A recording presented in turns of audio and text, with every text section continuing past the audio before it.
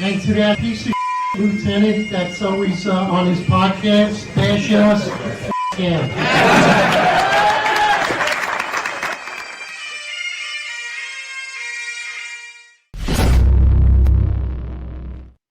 Attention, roll call.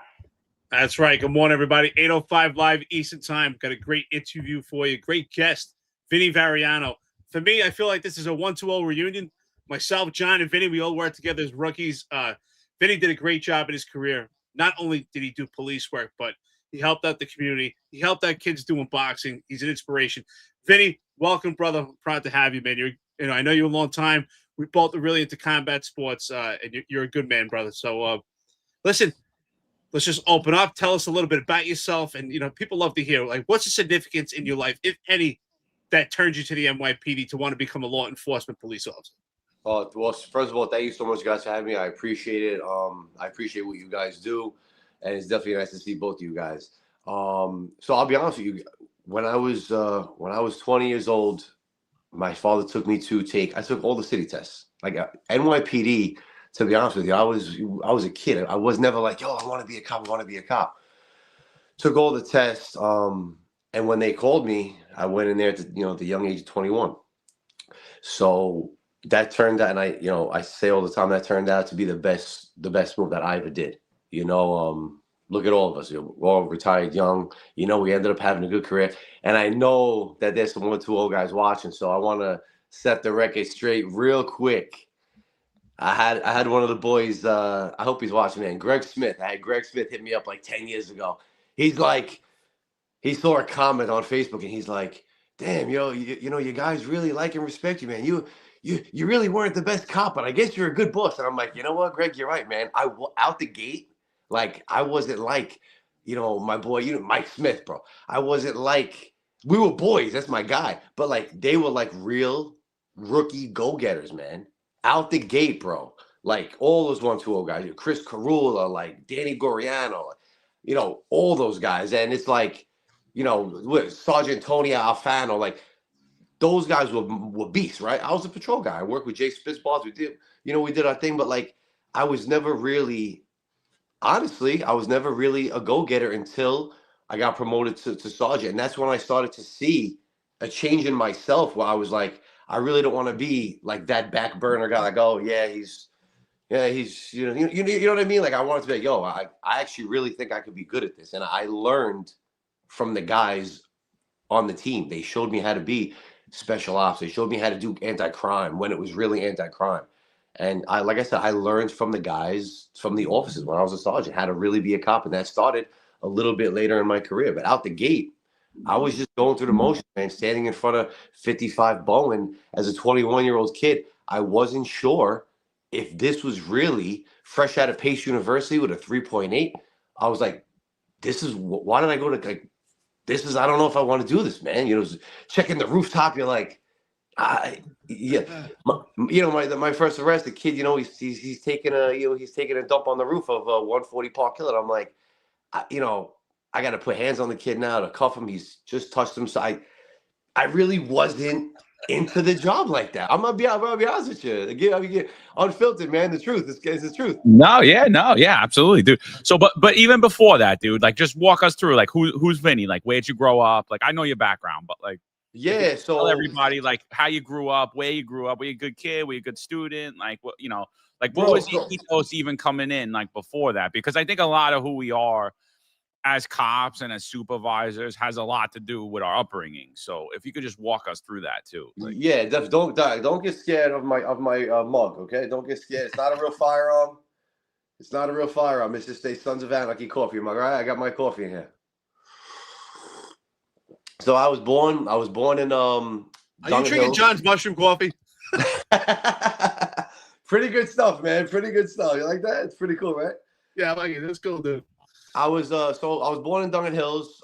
Then we actually moved down to Florida, bro. I was 7 years old. We moved down to Kissimmee, St. Cloud for 1 year. And it wasn't a good move. I guess, my parents were like, you know what? This isn't the place that we, we just drove down. Just picked up and went, bro. And yeah, I had to be 7, 8 years old. Came back within a year, went back to St. Anne's. Walked into the schoolyard. My friends were like, "Didn't you move to Florida, dude?" I'm like, I'm back. So, went to St. Anne's, ended up moving to South Beach when we came back from Florida. So I'm pretty much, raised in the South Beach area, right down the block from the buildings on Lamport.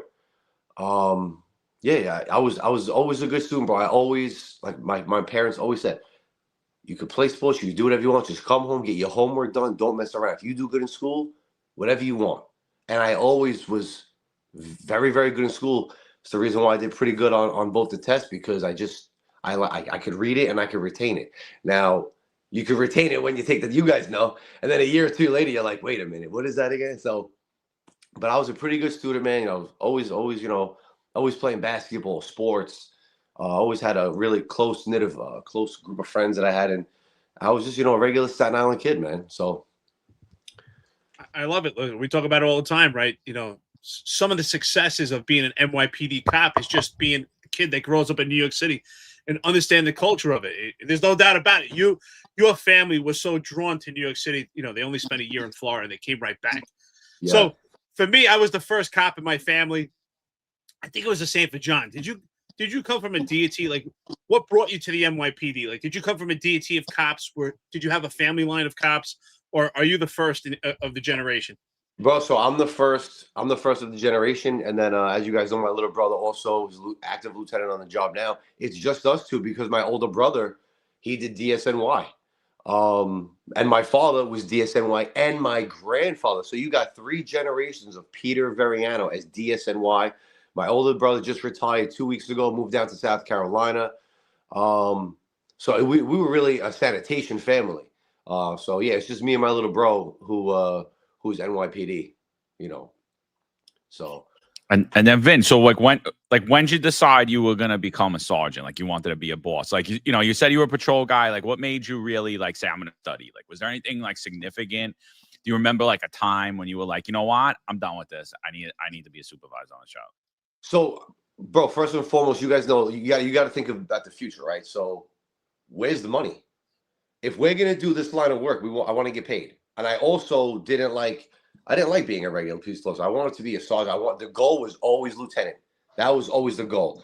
Captain was maybe you could think about it when you get there, but the goal, and we all did it, was the rank of lieutenant. So that was from the jump. The minute I walked into the 120, I was like, you know what, got to be a sergeant, and then eventually we got to go right up to lieutenant. So, and to be honest with you, I'll say another name, Nick Fury. I failed my first sergeant's test, bro, because I'm coming out of Pace University. I did phenomenal. I was like, oh man, sergeant's test, I'll study for a few months, I'll be fine. Ended up getting a 66. Dude, that was a dagger. Because now you see guys like Nick Fury, who is one of the smartest guys. That guy is incredibly smart. Guy crushed the test. I mean, he got maybe high 80s. And I'm like, here I am, messing around, thinking, oh, no problem. And that approach was wrong from the jump. And now I tell these rookie cops, don't think you're just going to go in there and get an 80 on these things. You have to study hard for those tests. So I always wanted to be a boss from day one, John. Well, I mean, there's no doubt about it. Like, you just kind of exemplify camaraderie. Like, you always, to me, you were always a guy that kind of, you reminded me of myself and John and this network. You get along with everybody. You're just suitable for any group, and you're easygoing. You do combat sports. You're cop, and you wanted to be a boss, which is fantastic. I think you were perfect for that leadership role. Like. So you know what it was, Eric? You guys are both old school guys. And we're old school because we got on you guys got on before me, but 2005, 2004, 2008. Those were the times when the job was, they spoke to you a certain way. And they spoke to you in a way where if we spoke to our guys like that right now, and I told my guy, bro, my last car stop was 4 months ago. I was still doing police work. I loved it. I love doing interiors. And I tell the rookie guys, you guys have no idea. I had a sergeant one time in the 120 say some crazy stuff to me because I asked if he could sign my overtime slip. He's at the desk. He looks up. He says, I'm not even going to say, he says something crazy to me. And I'm like, wow. If I was to tell a cop that now, in the way, what he said and the way he said it, I'd be in so much trouble. but the times have changed, and I always wanted to be a boss that you could approach. Hey, Lou, what can I do with this? Hey, I've had a guy come into my office and cry on his shoulder because his father passed away. I mean, I'm the first one. My father passed away. Bro, it was a disaster. So I wanted to be a boss where you can literally, and when I say you could trust me, I mean you could trust me. There's no hidden agenda. There's no ulterior motive. You can tell me anything and you can trust me and we're going to fix it. And I wanted to be the boss that you know, I always, not that I always wanted to have some good bosses, but I wanted to be like my own special kind of like, yo, that's that. You can say whatever you want about that guy, but if you got an issue, he's going to try to help you out. That's all I wanted. And I think I did a pretty decent job of doing that. You know, I hope I did. Yeah, like I was telling John yesterday, you know, all you can't make everyone happy, but if 85 to 90% of the people say, yo, that's a pretty decent guy. He's none of us are perfect, but if he's a decent guy, that's all I wanted. So, well, listen, there's no doubt about it, dude. You were a hell of a guy, and you know, you talk about camaraderie and morale. Like, you know, we can feel it now. You know, and so as soon as you got on, it's up. Look, 1-2-0 reunion, 1-2-0 reunion, and the morale is still strong. But when considering you talk about 2004, 2005, when did you see the morale shift? Like, I remember it significantly for me. I know John talks about it for you in your career. When did you see that morale, that camaraderie that we had? When did you see that shift? When did you see the change? I saw that shift terribly in 2020. In 2020 is when I really saw a change. That's when you had the George Floyd riots. That's when the BWCs came into effect. That's when the federal monitor, all those things came as a windstorm into the department. Not saying some of it's right, not saying some of it's wrong, but I also feel the change in the police academy. And let me tell you what I said. You guys know I have a boxing gym in Staten Island. When the kids come in and they're yelling and screaming, the first thing I say is line up, discipline, and focus. The academy used to teach us line up, discipline, shut your mouth, focus, right? Now you go into the academy, and like I said, I always try to be the positive, and I speak a lot of positive stuff, but there are certain things that I would change if I was in charge of the academy. Why are we on our cell phones? Why are we taking selfies in the academy? Why is it a photo booth instead of a police academy? We can really like deep dive into all that stuff. But getting back to what you said, Eric, the shift in morale really came in 2020, where we lost the foundation of what we were built on. That's when the morale started shifting. And so, like, do you think, like, we talk a lot about politics on the show. Do you think that, like, really politics has infected the New York City Police Department? Was ever a thing for you? Like, did you really give a shit who the mayor was or who the police commissioner was? Was that ever really a thing for you, or was it more the internals of the NYPD?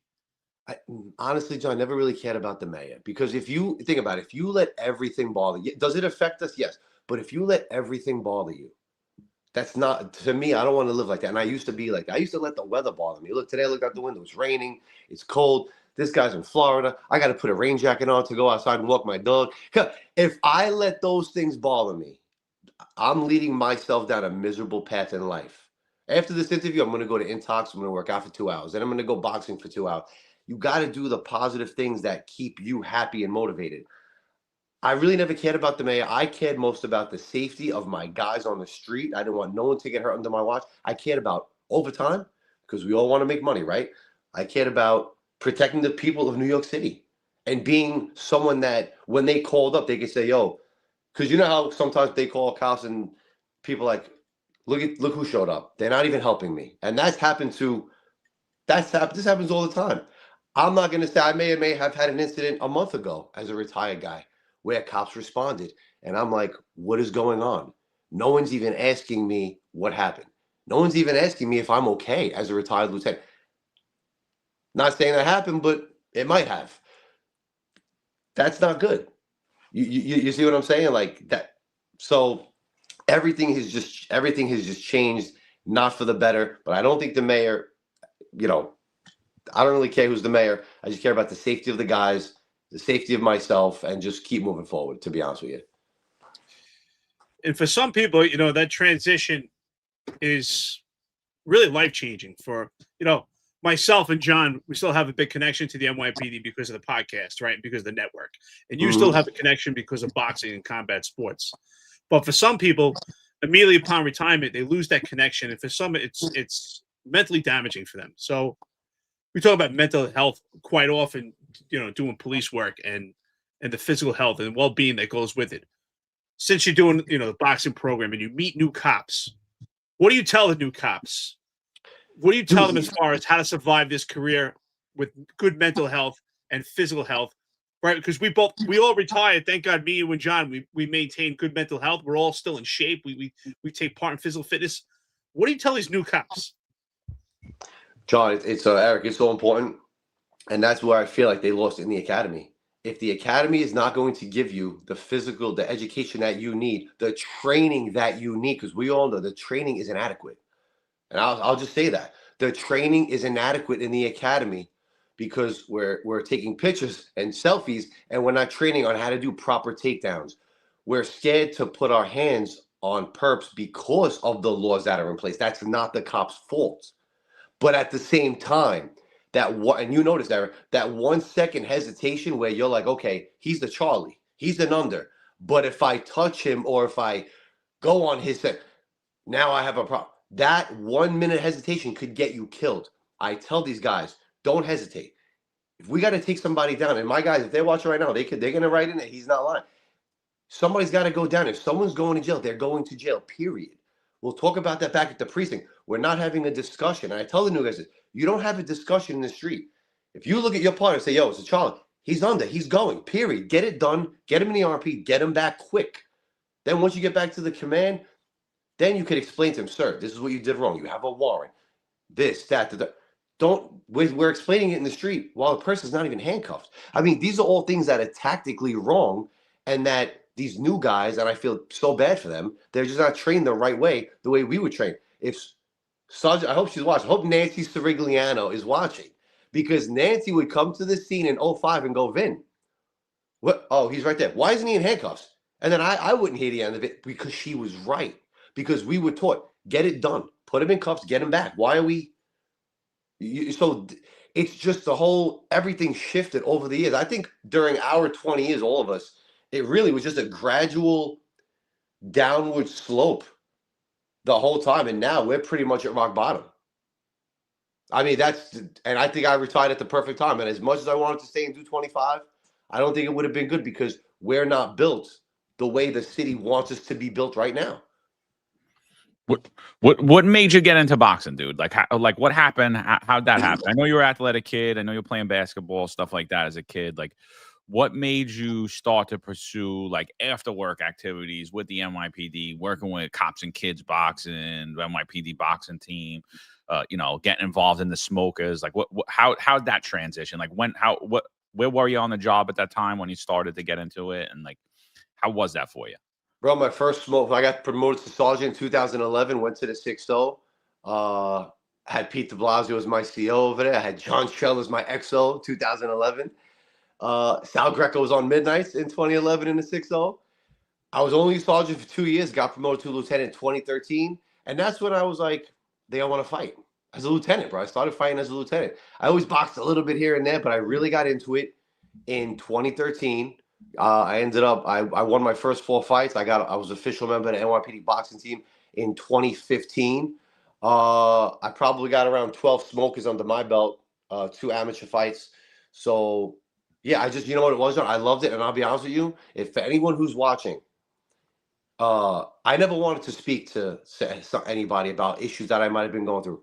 I never wanted to go and call people and speak to them. And I didn't want to do any of that. Boxing saved me, bro. It saved me, especially when I lost the old man and I was really downward spiraling in 2021. Boxing saved me. Eric will tell you, when you hit the heavy bag, even when you spar with somebody, you're so tired and drained, and it just releases so much stress. And it's one of the best things that I've ever done. And how great is it that we could also save the youth, save some of these kids, put them in a free gym, and at the same time, it's helping me. Like, I'm helping you, but at the same time, it's helping me. So I think it's just a beautiful thing. If anybody that's watching, we have 4 smokers a year. We just built Pat Russo, who is a superhero. literally retired sergeant. He just put a brand new gym in the Bronx, 1761 Walden Avenue. Now there's 4. There's one in Park Hill, one at the Berries, both in Staten Island. There's one on Flatbush, East 34 in Newkirk. Now there's one in the Bronx. The next thing they want to do is one in Queens and one in Manhattan. How beautiful is it that the NYPD, and they don't get enough credit for this, that has at least, the goal is to have at least one gym in each borough free for cops and kids ages 12 to 21. Instead of shooting each other, come to our gym, put gloves on, fight it out, shake hands, call it a day. Some people think it's BS, that it's not going to work. You got to throw these guys in jail. I think it works. Pat thinks it works. You guys think it works. You got to give it a shot. It's a tremendous thing that's going on in the city right now as far as cops and kids. And that's why I wanted to get into it. No doubt about it. You said, does it work? It absolutely works. I was fighting out of Champ's Gym in Westchester. I was fighting out there, and the same thing. And I remember, boxing, and I learned a lot about myself boxing. And the biggest, and what you learn about boxing, and then I was doing MMA in Asia, and doing a lot of jiu-jitsu. And what I found is that you're competing with someone else, but the biggest battle is with yourself, right? You end up competing with yourself, and you learn about yourself, and you learn that, hey, that person that's you're competing with is beatable, and that you actually how far you can go. And it does make you more humble and more respectful, right? I find that anyone that does combat sports, when I meet other people that do jiu-jitsu or judo or boxing, they're always humble and the nicest guys, and yet they have the heaviest hands, because it humbles you, right? It makes you respect your fellow man, and the pecking order is always established itself. No one has to say, who has the biggest chest. It established itself. So, and I commend you for still doing it and helping kids through it. God bless you, brother. It's awesome. No, I appreciate it. What do they say? They say the loudest guy in the room, right? The loudest guy is usually not the toughest guy. Yeah, that's true. You know what I mean? So it taught me a lot too. I remember one time I went to England, 2017. Ron McCall, he's actually a full bird now. Inspector Ron McCall. I know. Yo, listen, I'm getting my butt kicked in England, bro. We're overseas, we're jet lagged. We went out the night before. I'm getting my butt kicked. No excuses. I lose the first 2 rounds. Ronnie McCall leans up. He goes, well, if you don't knock him out in the 3rd round, you're probably going to lose the fight because you're getting your butt beat, man. And I'm like, yeah. And I said, Ronnie, I'm tired. He goes, I don't want to hear that. So you're right.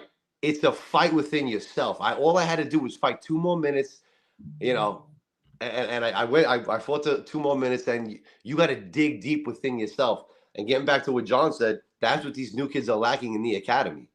They're lacking the strength and the discipline of a fighter.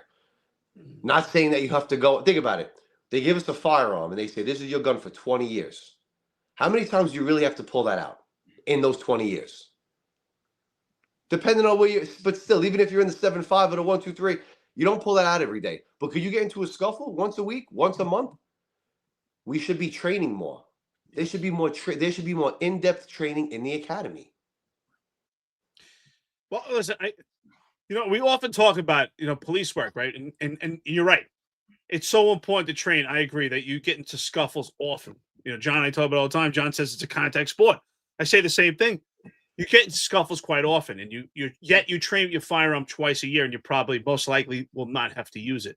That's so exactly with that saying, right, with that training, and also being a leadership position, did you ever find yourself, because I often talk about now how I think optics has outweighed policy. Have you found yourself in a leadership position of taking action or be involved in a scuffle where you said, wow, the optics is going to be much different than the way it appears? Did you find yourself in that situation? And what did you do to remedy it? So, there's definitely a few situations like that. Like I said, I was this SOL for 12 years in PSA 1.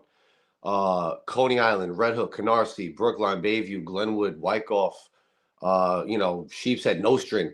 Me, and let me say something right now, and I hope they're watching. PSA 1 public safety, PSA 1 anti-crime, those guys are incredible. Those guys saved me numerous times. They saved me from myself numerous times because of the old school ways that we have, where I'm just trying to make sure no one gets hurt. And I've had my cops tell me, Lou, we're good. Lou, we got him. Lou, we're good. Lou, we got him. That is a good team. Those are the guys that I'm going to miss on this job. the guys that wanted to help me when I needed them, when I had to say, scale back, Vin, scale back. It's enough. He's in handcuffs. We're going back to the precinct, no matter what happened before that. And that's why I did 20 and a half years. You know, I had a lot of complaints, but pretty much unscathed, unharmed. My guys were safe. I showed them the best way that I knew how to show them. And my PSA 1 public safety guys are, to me, I rank them in the best in the city because of they think with this first. And so, yeah, there's been times where optics, I'm saying to myself, this does not look good, but I know what I'm doing. I know we're not doing this. You know, we're not doing what it looks like. And that's when you have to just pull back and just reevaluate and reset. But yeah, a lot of things that you guys know, they only show you the second half of the video. They don't show you the first half. You guys know that. So, but you have to have the smarts and the patience because you don't want to end up like, you know, all these other things that you see on TV. Being a cop isn't easy in New York City, man. But, you know, you just got to think. You got to think. What was your favorite time in the New York City Police Department? Wow, my favorite time. Wow, that's really a good question, man. You mean like years or like just like an event? Just like if you could go back to a time that you were like you were loving going to work, you didn't want to take off, you loved what you were doing, and you were happy. When you think about like the good times, like what is that? Like what does that look like for you?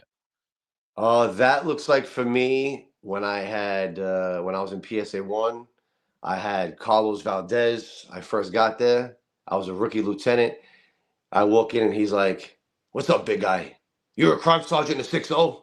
And I said, "Yes, boss." He goes, "You want to be the SOL?" I said, "Boss, whatever you need me to do." I had a month in rank. I said, "Boss, man, whatever you need me to do." He's like, "The old SOL's retiring."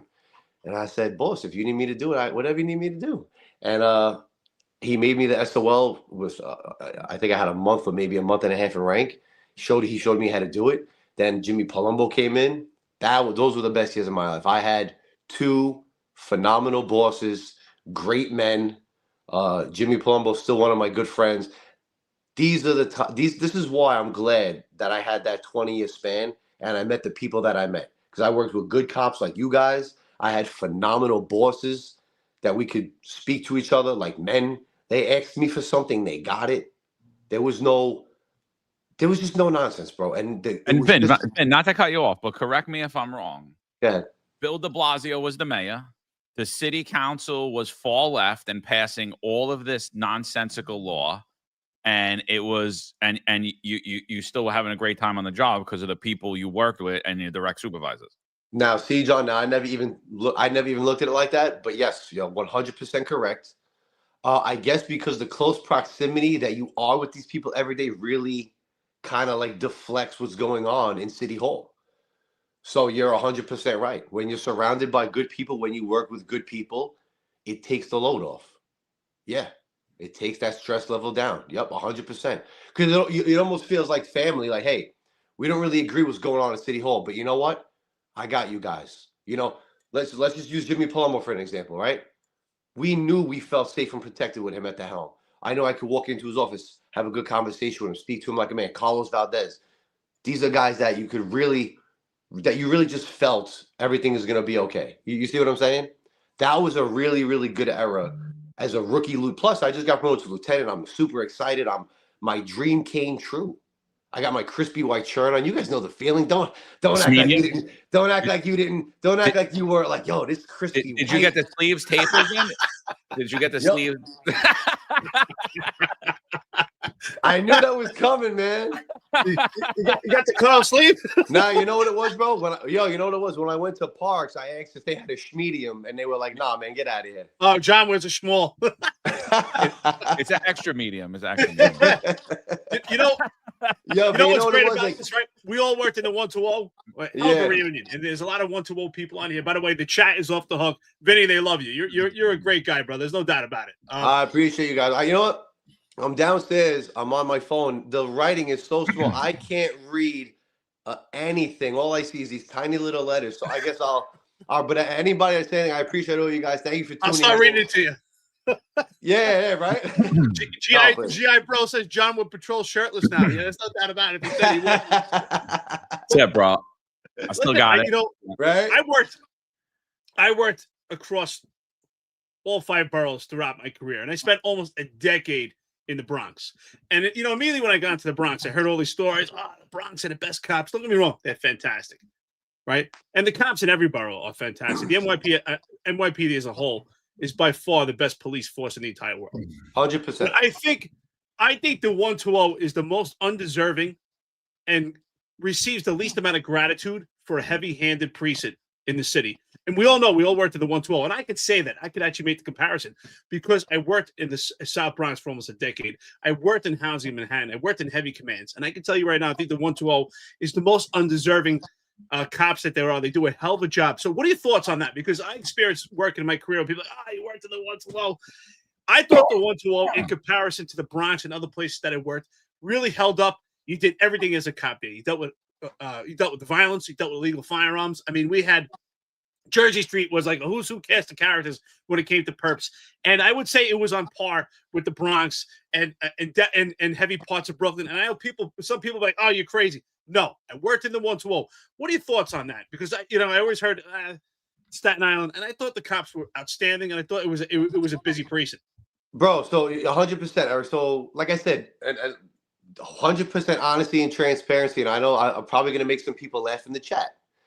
I did SP10 auto. For all my old heads out there, SP10 handles jobs in the past. Now, don't make fun of me.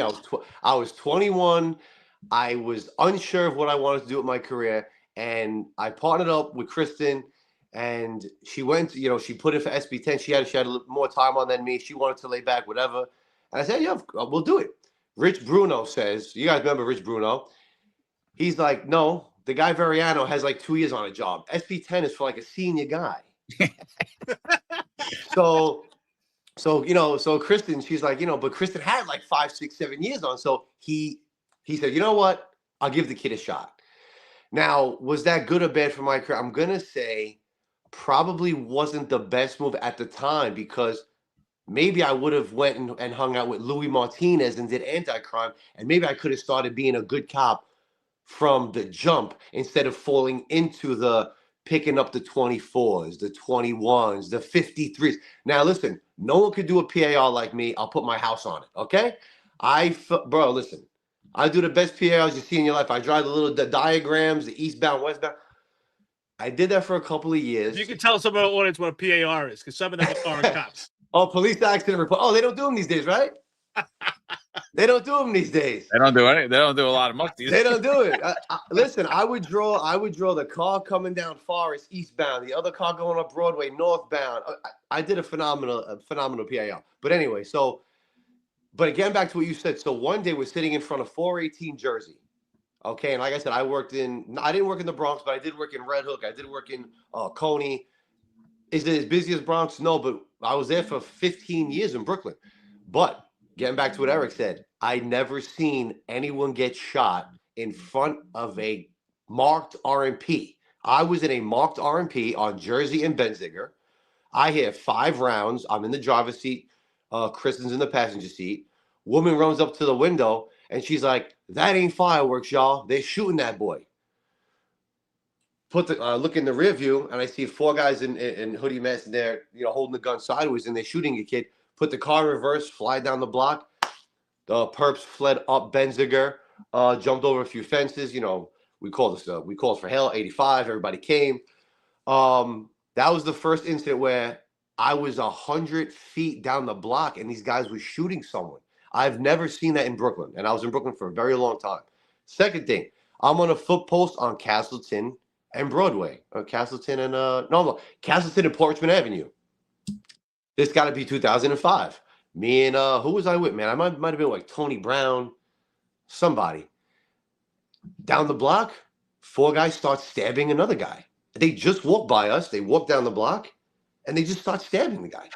So so Staten Island at that time, anybody who's going to try to take credit away from the 120 is a super busy house. 120 cops are great cops. It's a very, very, very busy command. And I remember at orientation in 05, I forgot who the inspector of the borough was. He said, I will put the 120 against any A house in the city. And I 100% agree. I might not have been one of those guys that was out there, yo, let's go. but I seen it with my own eyes. And I used to, when I got promoted, I told the guys in Coney Island, I said, look, I don't know how Coney Island is, but I seen a guy they shot somebody in front of me in uniform, and they stabbed somebody in front of me in uniform. So Staten Island North, super busy. And you're always going to get those Queens guys or the Brooklyn guys or the Bronx guys. Oh, Staten, you're always going to get that. Oh, it's just in the history of life. And it's for us guys to just say, listen, man, you can say what you want about the 122 to 123, but the 120 is in A house. It's probably always going to be in A house. And those guys should get the due credit that they deserve because they're very good cops up there. No, and at that time it was even wilder because there was no 121. If you were out in Mariners Harbor, you were by yourself, basically. Bro, let me tell you something. We called an 85. We called an 85, John, at 55 Holland. Or was it 85 Holland? At the time, I was. That was the end of the 112, man. Bro, let me tell you something. I'm with Jay Spitzboff, right? That's my boy, man. We're out there. Tender hands, Jay. Bro, listen. Jay's a good man, brother. Good man. Yo, me and Jay started working, bro. Let me tell you something. We had so much fun together. Me and Jay, we laughed and we laughed. We played ball for the one. We played basketball for the 1-2. Me, him, Chris, Bruno. We had such good times. We called it 85 Holland. Bro, it seemed like forever. Yeah. It seemed like forever. And then, I also got very acclimated to that spot one other time. Nancy Sirigliano's a sergeant, right? She was no joke. She walks out of the front stairs of the 120. I don't know. I was just talking, bro. Like I said, I was a 22-year-old kid. I was just talking. She ends up sending me solo foot post, bro. She sends me as a solo man foot post punishment. Bro, she walks out. I hope Nancy's watching. Where? I hope Nancy's watching. I'm on the stairs. I'm talking we'll send to somebody. Yeah. She walks out behind me. I turn around. She's like, "You think you're funny?" And I'm like, "No, boss lady. No. Okay." She sends me to Western and South, bro. Right? God. Bro, no, listen. People don't even know what that is that live in Staten Island for 30 years. Bro, it gets better. So I'm like, all right. I'm like, no problem. Yo, I asked the sector to take me. She's like, oh, no. Did the NYPD issue you a Metro card? So I'm like, yes, yes, ma'am. She's like, okay, the bus is right across. Bro, right across the street from the 120 is the bus stop. So now I'm in full uniform on the bus going to my solo foot post on the ass, and I could swim to Jersey from this post. There is not a deli in sight. Oh, wait, I'm sorry. There is a little deli on Holland, but no one in the planet is using that deli for anything. Okay. I feel the aliens going there. Yeah. I was so starving that night. I got a honey bun and a quart of water because, dude, I actually did. I did like a night in jail, but like outside. I did like a night in jail outside. And she told the guys, don't go visit him. And she only punished me for one day. But once again, I ate it like a champ. And the next day I drove her. Now, try doing that today. Imagine me or one of you guys hearing one of our cops talking stupid. And you know what, bro? Take the bus to East 34 Newkirk, stand there by yourself and nobody go visit him. And your meal and you gotta use the bathroom, figure it out. It was a different world. We were just raised differently. But I didn't call the union. I didn't say, hey man, I'm out here. You know what I did? I said, Vinny, you're an idiot. You deserve this. Eat it. And I did. And I think that's the reason why all three of us never really had issues, because we kind of just, we were raised in a different era where it was like, you do something, here's the repercussion, deal with it and move on. But that's what I'm talking about. That's why I miss people like Nancy. And it doesn't matter woman or man, because Nancy was feminine, she was a woman, but at work, she had those masculine traits. She was an alpha male. I mean, alpha female. She was a real boss. Like, you think of a sergeant on the job, bro. She was the real deal. I loved her. She didn't know it, but I was like, she's great, man. Like, yeah, dude. And I'm so glad that she's living in Florida, living her best life, bro. I call in 85 on like Clove Road, whatever, Clove and like Broadway back in the day. She comes in, no one. She comes in, she goes, where's the, why is nobody in handcuffs? But this is why. And what did I say 5 years ago when one of my guys called for help? I went there. I said, why is nobody in handcuffs? I learned from the best, bro. I learned from people that just, you don't really see that cloth anymore, man. That cloth, it's like a drop of it is left right now, and in 5 years, it's totally gone. But she made me realize, don't call an 85 if no one's going to, if no one's going to, what you calling 85 for? No one's in cuffs. What's the reason for it? And now, like, wow, you know what? And then I trickled and I taught my guys that you don't, if you're calling an 85, who's going to jail? There has to be a reason for the 85. So these are all little things that we learn from the best people along the way, man. I got to tell you, you know, and this is why I compare the 120 precinct to other precincts that I've worked in, especially the South Bronx, right? And I've never felt like this any other place than exactly you're talking about, than the Holland houses. I'll never forget, my first partner on the job was James Valachi, right? Oh, he was Valachi. Valachi's a great guy. Man. Yeah. He's a fellow Marine. We both were in the Marines. You know, I served in combat, but I'll never forget when one day I think we were at 85 Highland. If you remember, there was 2 separate stairwells, and the lights never worked. The lights were out. We're both former Marines, and we're like, you know what? All right. I never felt like creeped out in a building by myself. I walked in buildings in the Lower East Side, in the Bronx by myself. But me and Vlach are like, all right, you take one stairwell, I'll take the other, and I'll race you to the bottom from the top. I think it's like 16 floors. I'll never get shit in my pants on the way down. And I met him downstairs. I was like, dude, that place is wild. Not a light worked in sight. Half the stairs, I thought I was going to fall down. They were broken. That I never felt like that in any other place. Bro, isn't it crazy? It's scary, dude.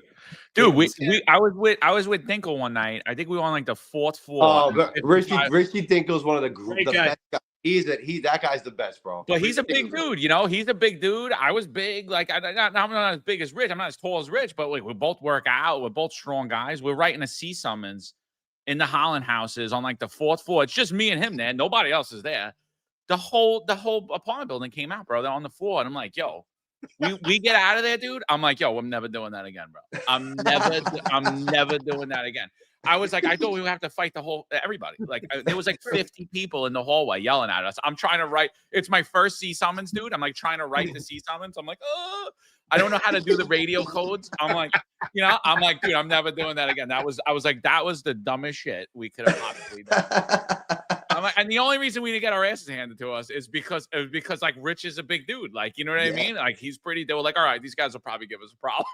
Yeah, bro. I'm telling you, it's just so, you know what it is, bro. Until they divided it, it's just so far out of the way. I was going from the Holland houses one time. I'll tell you guys this. I'm going from the Holland houses to Tompkins and Broadway Tompkins and Broad, Stapleton. I'm going from the Harbor to Stapleton for an 85. No, Staten Island Narcotics is calling an 85. This is December 9th, 2006, bro. I had 2 years on the job. I'm flying, and this is another lesson I learned, and I carried it with me through my career, and I tell guys this. I was flying down Forest Avenue, okay? I slow down at the light on Broadway, but I don't slow down enough. I get T-boned. I crash. I get T-boned by a Tahoe, bro. I'm in an RMP. I think it was I forgot what kind of, like a Taurus. I hit the pole. I hit the fire hydrant. I hit at the time there was a telephone pole, a fire hydrant, and another pole. 3 poles. You didn't miss anything, huh? Bro, I didn't miss anything. Dude, the news article, the guy said, I thought it was like a scene. He said it looked like a scene out of a movie. We hit these 3 things. If there were people on that corner, it was over. We get T-boned. I get rushed to the hospital. I'll never forget my father rushing in the hospital. The whole 120 packed in the hospital. Dude, I thought I was paralyzed. I could not feel my feet. Turns out it was just such a bad impact. I ended up having a few herniated discs in my back, but thank God I was okay. From that day forward, and you could ask my guy, Detective Louis Paletti. I know he's watching, PSA 1 Public Safety. Give that guy 2nd grade, by the way. That guy's one of the best detectives on his job. Street cop. Incredible. I was telling all my guys, slow down. The thing with these guys, even to this day, they're flying. They're flying through lights. They're flying through intersections. I show them the picture of me getting taken out of the RMP with the jaws of life. FD was Louis Martinez. Louis Martinez helped pull me out of the RMP. Louis Martinez helped pull me. I was unconscious. He pulled me out of the RMP, bro. That was a very bad accident, but it was a lesson learned. Don't fly. You're flying. And you know what? If you don't get there, you're no good. And many, many times being driven as a lieutenant, as a sergeant, you got to tell your driver, hey, man, I know you want to help out your fellow officer, and I want to get there too, but you got to slow down. And I'm sure they're gonna write here, yeah, Lou's scared to go past 35 miles an hour. Damn Skippy, I'm scared to go past 35 miles an hour. You know who taught me how to drive? Hinton. Oh, first of all, that guy's a legend. Mike Hinton is a legend, man. He is. Oh, wait, not Hinton. I'm mixing him up. Who was the sergeant? Not Hinton. Hinton's a nut. Hinton's a great guy. Who was the sergeant that we used to pray? Danny Litton. Danny Litton. We used to pray in roll call? Yep, Danny Litton. Best guy. Redheaded guy, mustache? Yep, Danny Linton. Great Yeah, guy. I said Hinton. It was Linton. Yeah, there you go. Yep, Hinton's a great guy, too. Yeah. He is. He's a gentleman, bro. Yeah, he was sitting at the desk with a bike fest. Yeah, he's a gentleman. Yeah, he was a funny bastard. But the other guy, he taught me how to drive. He was like, he made me drive one day, and he's like, slow down. Don't do that. Don't blow the light. You know? Bro, I'm telling you, and you know when you're like, you know, you're in a passenger seat and you're pressing those imaginary pedals, you're like, yeah. Like, slow down. Yeah. She's the best backseat driver. It's you don't want to be in that situation again. God forbid. God forbid you imagine you get into a bad accident. For what? You know? Ended up turning out, you know, it was an 85, but was it honestly, if I'll be honest, it really wasn't a necessary 85. I did not need to be flying there from across the aisle. Yes, they needed another car, 100%. But what do we learn? We learned that there's going to be 1,000 cops there before you get there, bro.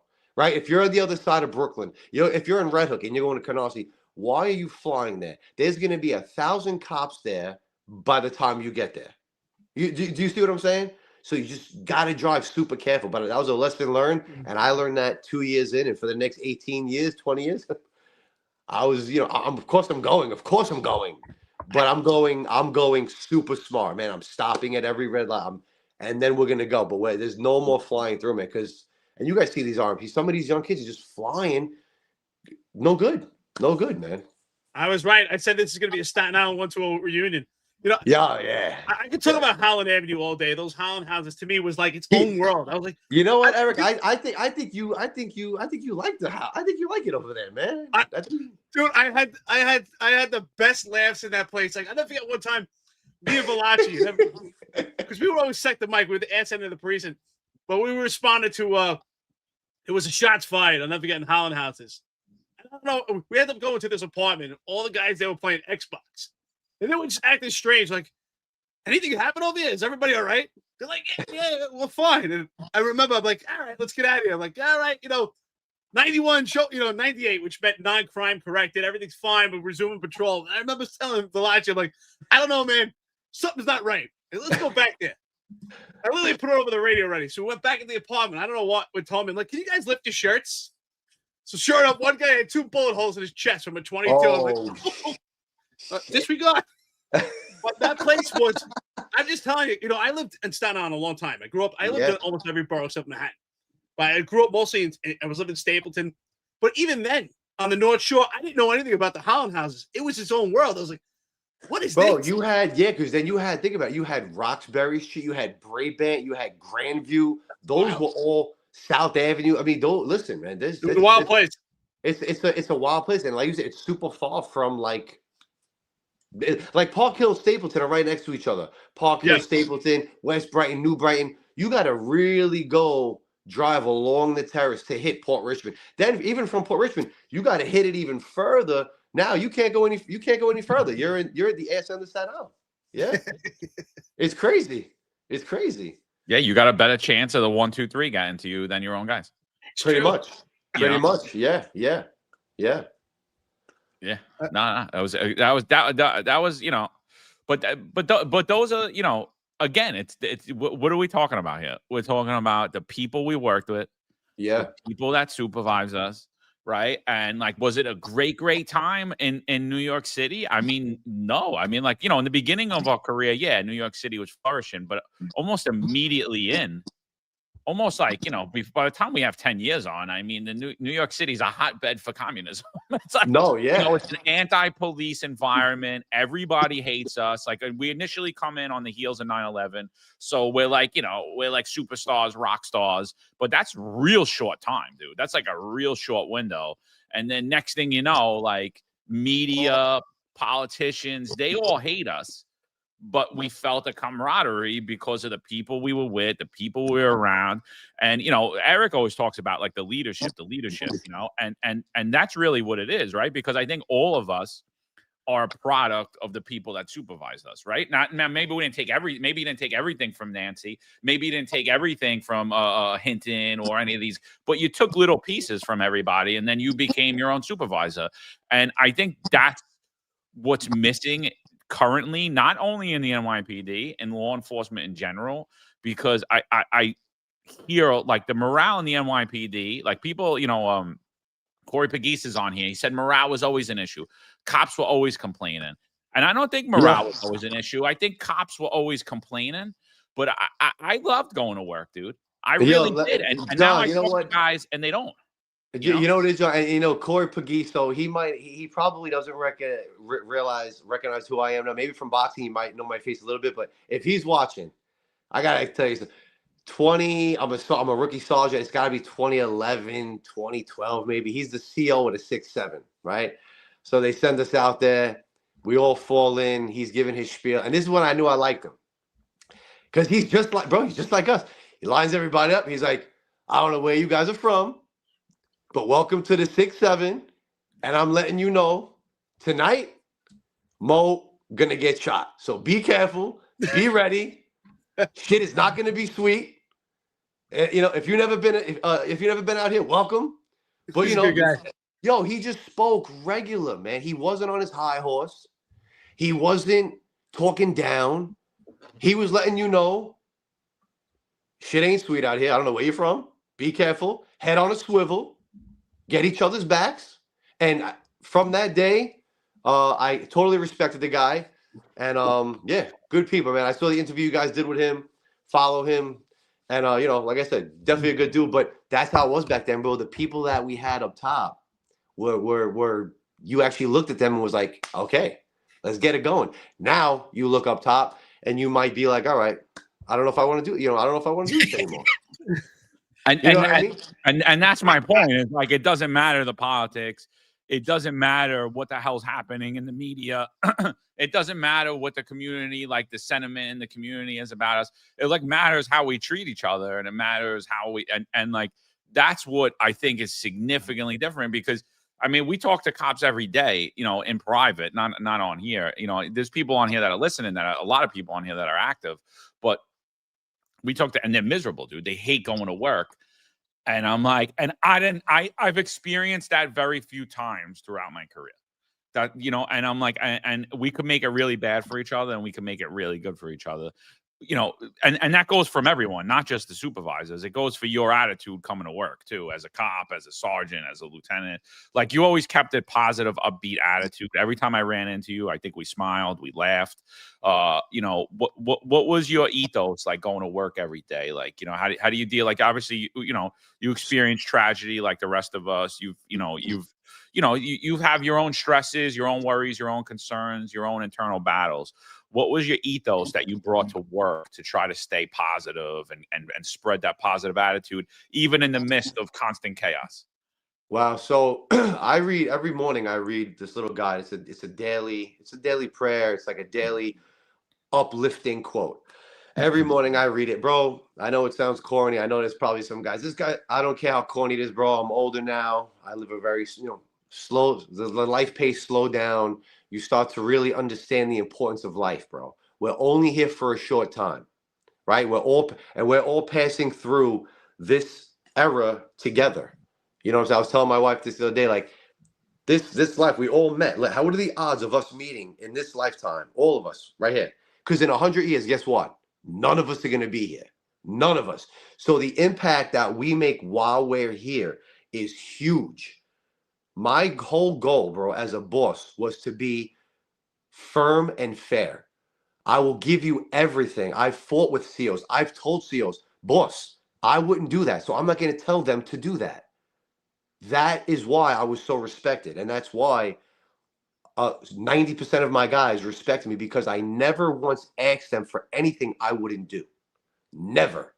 And I would tell a captain, and I would tell a DI that, and I would tell a fullbird that, boss, all due respect, I'll give you whatever you need. This we're not doing. And I can get into specifics of certain things that they wanted as far as, oh, I need 10 of these. Well, you got 2, because that's all we saw. So it could really get it could really get a little crazy. We won't get too into it, but I never put my guys in a position that I would not have put myself in, because I remembered who I was as a cop.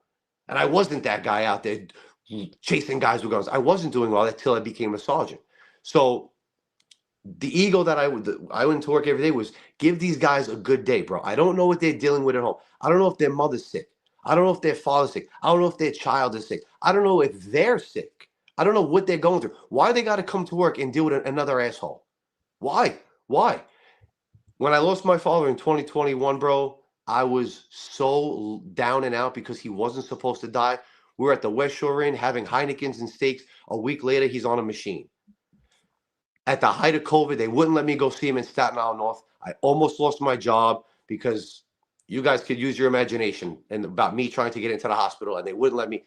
Use your imagination, okay? I was so depressed and sad, bro. I had such bad thoughts in my head because I couldn't help the only person who literally made me the man I am, bro. Like, literally, the guy was my heartbeat, right? And when I lost him, I lost a piece of myself to this day. So I looked at myself and said, if I go into work and my boss is going to treat me bad, not knowing what I'm going through, I could fly off the handle, right? You could fly off the handle. So I never wanted to be that guy. I wanted to, I'm going to work today. I'm going to drive the Lou. We're going to get some food. Then we're going to go do some good police work. You know, I always wanted to be like a breath of fresh air for my team. And I think, I think most of the time I was. And if they're watching, they're going to vouch for that. I tried to make your day better because I really don't know what you're going through at home, because I went through it myself, bro. I took off like 3 weeks. I even considered like vesting out and leaving the job, because I even told Jimmy Palumbo. He called me. He's like, Vin, I'm sorry about your dad. I'm like, Jimmy, I'm like, I don't even know how to handle this, bro. Like, this is not supposed to happen right now at this time. Plus the fact that I can't even go see him to touch his hand, to say I love you, thank you for the life you gave me, bro. Cops don't talk about that. Like, I wear my heart on my sleeve, especially with my old man, because he was like everything to me. So that being said, cops need to vent. They need to speak about what's bothering them, and they need to trust their circle. They need bro, back in the day, we were close to the boss. We could talk to the boss. Now it's there's like a line drawn, and it's like they don't feel that they can really speak or they can really trust somebody. And that's a big problem in the department these days, is because we lost the part of being human. You see what I'm saying? Like, we lost that. Just be human with somebody, man. Treat people. You could be firm and fair. You don't have to be a hard ass and treat people like trash, bro. That's what I'm trying to say. You could be firm and super fair, and everyone could have a nice working relationship, and then we all go out afterwards and have a drink or have some food together and laugh, because tomorrow's another day at work. Like, that's how it should be. That's what the job is missing. There is zero morale, because it starts here and it's trickling down, and everyone's miserable. And that's why part of me is like, I'm glad I just left at this time, because I don't want to be part of that anymore. First of all, go ahead, Eric. I want to say, I just want to say I'm sorry for your loss, brother. I'm sorry for your loss. And no, thank you, of course. Thank you. There's no man in your life that you'll ever be close with than your father, right? To have that like actual intimate relationship with another man, like the relationship you have with your father is beyond amazing, and that definitely shapes part of who you are. And what you talked about, I talk about often, validates leadership is the most important thing in any organization. I say it all the time. In order for morale to be strong, we have to have that connection, that lineage with leadership. And you have the ability to lead the people below you, but you also manage the people above you. And that's the art of leadership. So with that being said, listen, the public has such an eye and tries to give a perception of what the police department is, especially in the age of social media.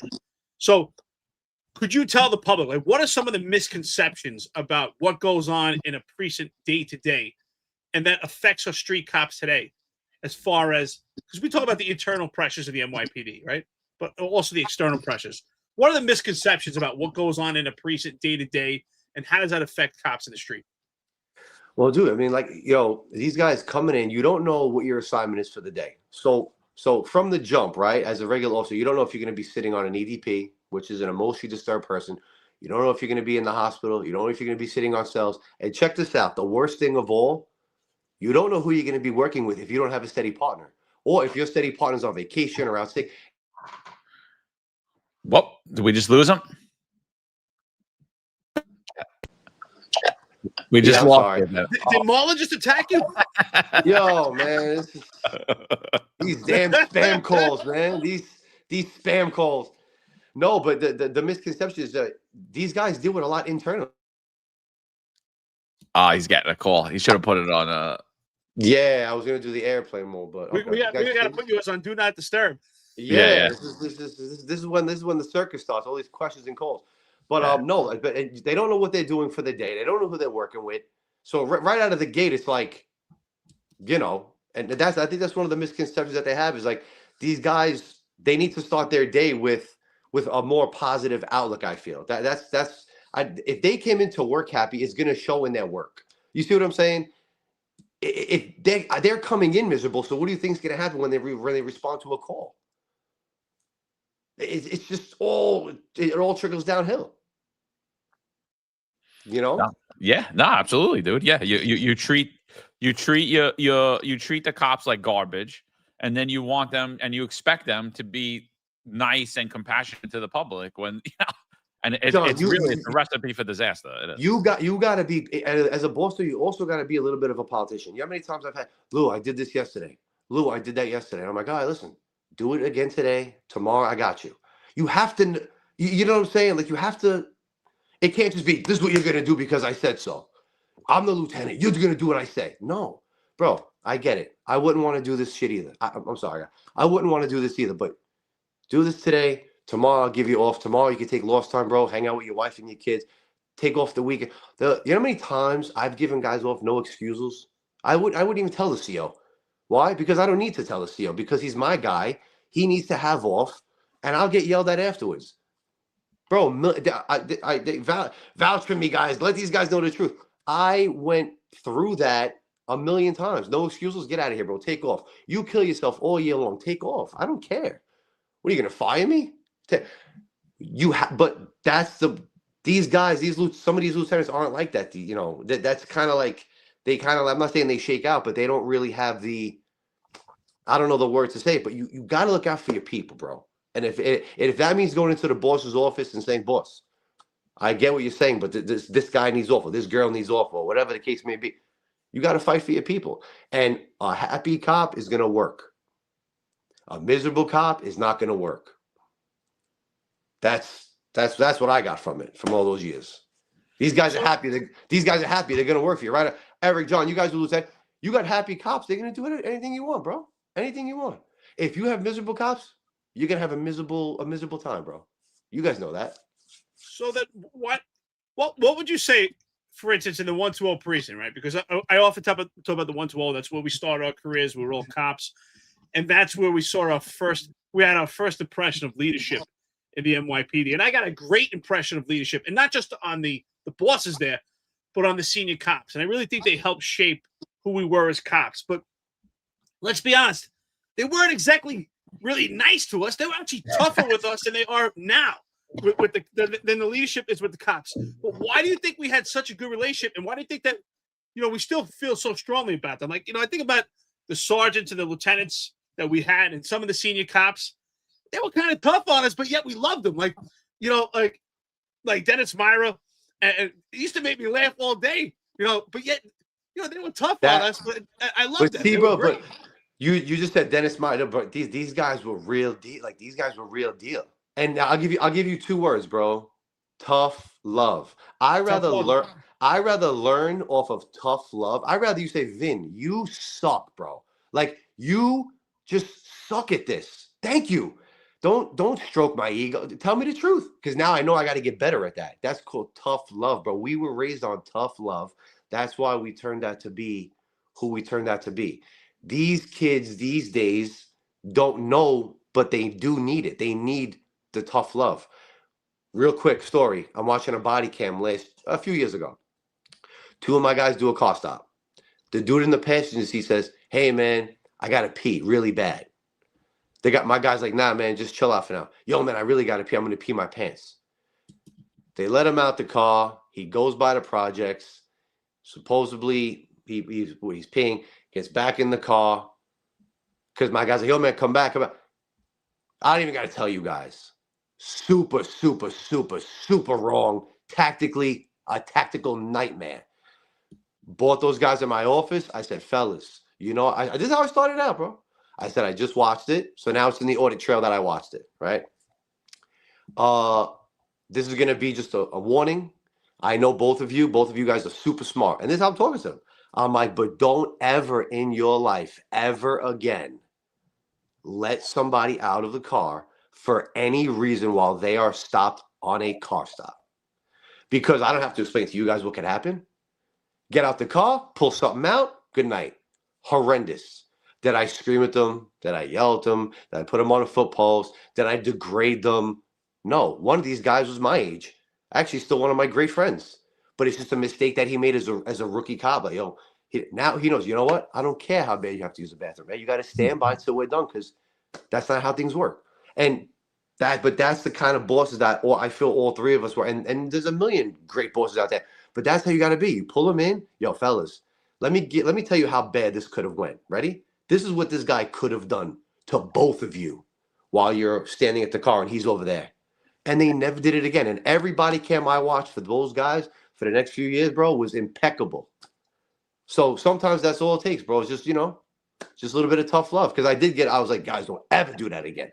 But you have to, because it was for their safety. And they never did it again. And they're both well off in their career, doing well. And that's what the job is missing, the tough love. Yeah, I think it's even bigger than that, dude. It's like the human element, because I think most of the thing that angers like the younger cops is just shit that doesn't make sense. Like, why can't I get a day off to go to my cousin's wedding when it's, and maybe he's not a great cop, the guy. Maybe he's not a great cop, but I think back in the day, we definitely got our asses chewed a lot. Like, what do you want, you bald faggot? Like, I would like, I like, like shit like that. Like, I would call up to the desk, But if I really needed something, supervisors took care of me. If I really needed something, the guys I work with took care of me. Even if they didn't like me, they'd go to bat for me and vice versa, because they're looking at it. Well, all right, this guy needs something when I need something, and I think it's really, we've taken the human element out of just the whole policing. Everything is by the book. Everything is fake, everything is phony, and nothing makes sense. And I think that's what bothers people more than anything, and I think that's what leads to a lot of the nonsensical complaints that you see now. Like, oh, this guy said this about me, or he made fun of my shirt, or he, and I'm not knocking the kid's lawsuit with the, I saw a lawsuit from IAB where they put dildos and rats all over his desk. I'm like, dude, do you know, like, that was my desk for like, always, like, you know what I mean, like rats, dildo. But it wasn't like, these aren't people that really meant anything. It was jokes. John, I'm gonna tell you something. I'm gonna tell you something right now, taking a photo, like, dude, you're gonna die laughing. So bro, it's hysterical. But I got something funny for you too. So get promoted to sergeant 2011. I go into the 6-0. Right, I did midnights I walk in. Luke Anderson, I hope he's watching. Luke Anderson was the ops coordinator in the 6-0 in 2011. That is my guy. I learned so much from him. He's a great guy. I walk in, he goes, Sergeant, welcome. Where'd you come from? I said the 1-2. Oh, what'd you do? I said, I did 4 to 12s for 5 years, I said, yeah. I said, I was the accident guy, If you crashed your car, I'm coming. I got you. He goes, all right, what tour do you want? Now, what do they tell you when you get promoted? And they ask you, what tour do you want? Whatever you need me to do, right? Okay. Yeah. So I'm the genius, and I had to add in I said, boss man, whatever you need me to do, but I did 4 to 12s, and that's, I like to wake up, work out, and, maybe go out after work. 4 to 12s is good. He goes, oh, that's awesome. That sounds really cool. Midnights, and you start tomorrow. And I was like, sounds good, boss man, no problem. So, of course, no problem. My worst fear was midnights because I like to sleep when it's dark out. Yeah. Crazy thought, man. Crazy thought. I actually like to sleep. Get those black curtains. Yeah. But you get some midnight guys that are crazy, like, no, you're crazy. It's a hidden gem. It's the greatest thing ever. God bless the graveyard shift. I need to sleep when the sun is not out. When the sun is out, I gotta be outside. I'm waiting. So I do my midnights for 4 months. Bro, I keep my desk impeccably clean. Like impeccably clean. John Shell walks up one night.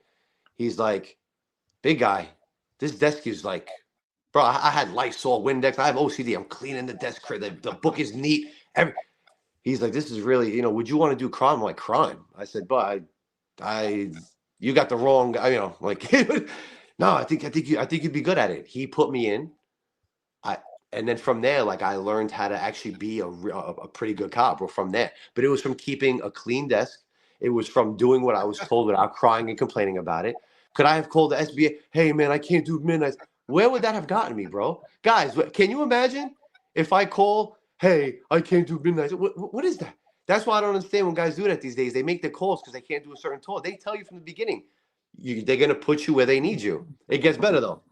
So now I'm assigned to anti-crime. Bro, I walk into the crime office for the first time. There's a guy, one of the cops at my desk, bro. He's like this, right? His feet is up, right? His feet are up on my desk. He has these DJ Paulie from the Jersey Shore. Yeah. He's got the big Jersey Shore DJ Paulie sunglasses on, right? Spiky hair, right? Then the other two guys are like, oh, like, wearing jerseys, like a Jersey Shore, and they're like, what up, Sarge? And I'm just like, you mofos, man. But I started hysterical laughing, and we had a beautiful 2 years, bro. We locked up a bunch of bad people. We laughed. I learned from them how to do special ops, anti-crime. I learned from the cops, bro. And I said, guys, teach me. And they taught me. But can you imagine if I would have walked in there and been like, get off your foot off my desk? Oh, you think this is funny? Because I'm Vinny from Staten Island? You're going to call me Vinny from Jersey Shore? Bro, I laughed at myself and gained their respect.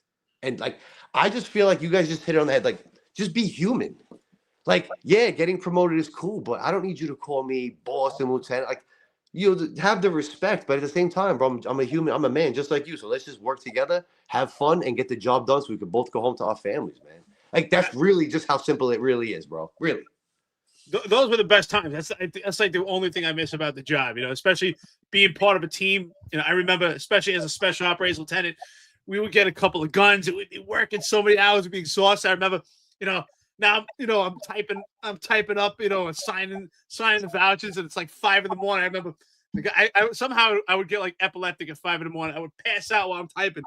And, and I would wake up like 30 seconds later. But in ththose 30 seconds, I woke up with pictures with me, with eggplants in my mouth. So, and we had fun. It was a good time. But, bro, but that's why your guys respected you, man, because you didn't get, like, upset over a joke. It's a joke, man. They liked you more. They liked you more after that, bro. I've heard nothing but good things about all you guys, man. But like I said, we were just in a different era, man. We were just in a different era. But it was fun. And I'm glad that we got the chance to experience it. Oh, yeah. But that's what I'm saying. Like, there was the camaraderie was amazing because it wasn't like they were nicer to us. They were tougher with us, but there was definitely some dynamic. Because I remember, just in the 1-2-0 precinct, and back in the, at the time we had typewriters. And I remember when I had a collar, you had to go to the desk to ask for a voucher. Remember, it was completely different. And I remember Nancy would be standing over the desk, right? Just like staring at you. And I was like, shit my pants just to ask for a voucher. And I look over at Mike Freeman, like, you got a voucher? Bro, yo, Eric, so what's crazy? And my guys used to make fun of me all the time. Bro, I've been on the scene, just like you guys, of thousands of arrests, bro. I've signed off and supervised so many. But myself, I was never really a big collar guy. Why? You get a collar in the 1-2-0 in 05. You got to go up to the detective squad with your voucher. You got to find a working typewriter. You got some 25-year detectives telling you, get the hell out of my office, bro. You're not using my typewriter. Then when you finally find a working typewriter, XXXXX, the above is the complete list of property vouchers, just to have the sergeant tell you, you messed it up, go do it again. That's why I hated. I was like, bro, I'm not doing this every day. So, but those were different. Like, I had so much fun back then, bro. Like, those are times that you don't forget. Like, bro, I don't want to do that again. It was crazy. But there was something about the camaraderie, because that's what I'm saying. Like, I remember, going at the desk and like shit my pants ass for a voucher. And I think Nancy must have been having fun. And she's looking at you, And I'm like, here I served in combat. I was a Marine. I'm terrified to ask the sergeant for a voucher. And then we would all walk away, and all the cops would be laughing at each other, like, you got punked, you know? Bro, you know how many times I got punked, bro, for doing SB10? So I'm driving. I hope you watch this. Sergeant Bill Hania. Bill Hania was my C2 sergeant for my last year before I got promoted, right? I'm driving him. We got these big, fat cigars. We're driving down Forest Avenue, right? I'm like, bro, actually, man, going back to John's question, I did have some good times, man, as a regular PO, man, when 07, 08. So I'm driving Hania. We go to Duncan, 1351 Forest Avenue. Why do I know the address so much? Because if you stole toothpaste from ShopRite, I was taking you to jail, bro. Yeah. I have more security holdings than anybody in the city, okay? I got more security holdings. If you go into 1351 Forest and you stole toothpaste, I'm coming for you. That's funny. You still know the address. Yeah. Hey, listen, man. You know? So we go right there. We go to Duncan, right next to my favorite shop, right? So I'm driving Sergeant Hania, so I'm Bill Hania. So we get coffee, right? So he orders, and let me tell you how full circle life comes back around to hit you in the face, right? I'm like 26. He gets a coffee, medium black, no sugar, no milk, just medium black hot coffee, right? So I think he was a Marine too, Eric. So I'm just driving. It was Navy. Yep, it was Navy. Okay. So military. So I get my little, at the time, light and sweet, whatever. So he looks over at me. So the lady says to me, "Okay, sir, what can I get you?" So I'm like, "Oh, I'll get a light and sweet." And then she goes, "Okay, what can I get you, sir?" So he goes, "I'll take it like a man, black." Right? So I'm just like, I feel like a little like, oh man, like, embarrassing, but whatever. Bro, a couple years ago, my guy's driving me. We go to Dunkin'. This is when I was really trying to get really in phenomenal shape. So I was doing no almond milk, no oat milk, just black. We go in there, we order. My driver orders, "Hey, let me get one, milk, sugar." He says to me, "What are you getting?" I'm like, "I'll take it like a man, black." Yeah. Full circle, 15 years later, now I'm the boss. And, it's just, but those are just the funny times, man. Those are just times that you never really forget. And, Bill Hania, I think he moved to Vegas, and now he's in Florida, but just another great guy that screamed and yelled at me all the time. But I know deep down inside he loved me because he made me drive him a lot. So it's all love, baby. Yeah. We got I know you can't read the chat, but Extreme Mario Plus. She says, "Hey, Vin, it's Walter. Miss those days at Comstat, rolling our eyes at the loser bosses. I, too, always believed never change as you move up. Just be yourself. Waiting for you down here in Florida." Bro, that is Walter Kissel. Walter's great, bro. Great. Walter Kissel. Listen, me and Walter used to be at Comstat just looking at each other. It's just like, all right, man, 3 hours. You got 200 people sitting in the Jack Maple room, right? And I've been going to Compstat, Domstat, Crew Stat, Graffiti Stat, Borough Stat, your mother stat, your father stat, your daughter stat, your brother stat, the boxing chat, Graffiti Stat. No one been to more stats, but some of them were necessary, some of them were not. I just feel like you pull in 300 guys, 200 guys sitting there in your Class A's to talk to 3 commands. I think you should just pull in those 3 commands and speak to those guys. But whatever the case would be, however they do it, that's whatever they do. But me and Walter would just look at each other, and yeah, he's right. We just look at and just laugh, But that's my guy also from the 120, man. It's something about coming from a tough command, where you just have that close bond, and it lasts forever. Look, I haven't seen Walter in years. But I met him 20 years ago, and it's still. That's still a great guy. Walter's what I'm saying? Man. It's just, he was a great lieutenant. He was a great person. I hope he's down in Florida. Damn, all you guys are in Florida. It's got to come down there soon, man. Not me, brother. I'm everywhere. Yeah, I know. You're like the world track. You're like where's Waldo? Where's Eric? Where's Waldo? Good luck finding me. Pin me on a map.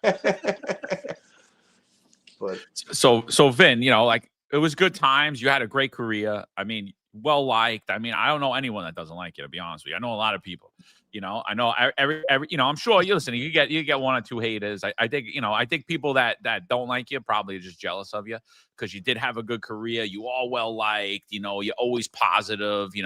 So what ultimately makes you pull the plug so young? You know, you're young, dude. You're 42. Like you were past your 20th year. You didn't retire right at 20. You retired a little bit after that. Like what was ultimately the factor where you're like, you know what, I'm just done? So, I've been through a lot of bosses. We had when I first got to the PSA, I knew I was going to be a lieutenant. When they gave me special assignment, and there's also another thing I'm going to say. When they gave me the special assignment in 2016, they gave it to me with 3.5 years in rank. And I heard a lot of stuff from other people that, and you know what, bro? And I agree. And I spent the next 8 years in rank trying to really earn what was given to me, because, maybe it was premature, and I could admit that. But at the time, nobody was working harder. And I did that. And that's why, to my very last day, the night before my walkout, I did the Pride Parade, bro. 17 hours. I got home at 8 a.m. My walkout was at 12. That was about 4 months ago. I always wanted to, and I told Jeff Madry this one time when I see him at Cops Inc. I said, yeah, I got the money. I got it early. And there was 1,000 lieutenants that deserved it more. 1,000,000%. That's a fact. But I spent the next 7 years trying to earn it by still going out in the street, still working with these guys. I never wanted to sit inside. I never wanted to, I didn't deserve it that young, bro. I didn't. I was super new. But the world's worked in a mysterious way, and someone put me in for it, and I got it. And I told Madry that. He goes, my man, you definitely, this is like 2018. He's like, my man, you got it. You're good now. Don't worry about that. Things happen like this all the time. But John, your question was, once again, what was it? What led you to retire? Like why? Why? So I knew I was staying in PSA 1. I knew I was staying there until the end of my career. I don't know if you guys know, but I had a brief stint in standards and assessments. I went with Chief. What happened there? Yeah, I meant to ask you that. What happened there? So at the time, the CO of PSA 1 was Basima Rajas. We graduated together, same time as me. I felt like, my buddy Joe Ambrosio, who's another great guy, he's in ESU now. He left PSA 1. I said, I've been here for 10 years. Maybe it's time. Maybe it's time to just do something different. So Rob O'Hare calls me, and I know people say things about Rob, but I know Rob personally. Personally, Rob is a great guy. Calls me up, he's Vin, come to standard assessments to be admin lieutenant. I said, you know what?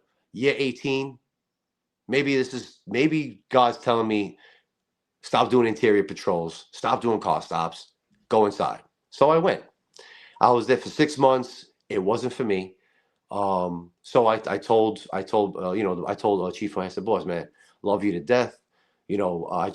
This really this isn't me as a person. I kind of want to go back to PSA. So he's like, all right, listen, man, if that's what you want, no problem. So I go back to PSA. I was only there for 6 months. Went back to PSA. I knew I was going to finish my career there. My boss at the time was, now we have Carl George. Carl George, bro, is the man, bro. The guy, he just got transferred to IEB when I left. That guy was literally an angel. The greatest guy, right? He's a Deputy Inspector Carl George. I love the guy. And I just said to myself, boss, before you leave, I know you're hitting your 2.5 year mark. Before you leave, I think I'm gonna call it a day, because I've already been adjusted to, how many COs, bro. The one tour I had Bruno, Denisopoulos. Then I had Pete de Blasio in the 6-0.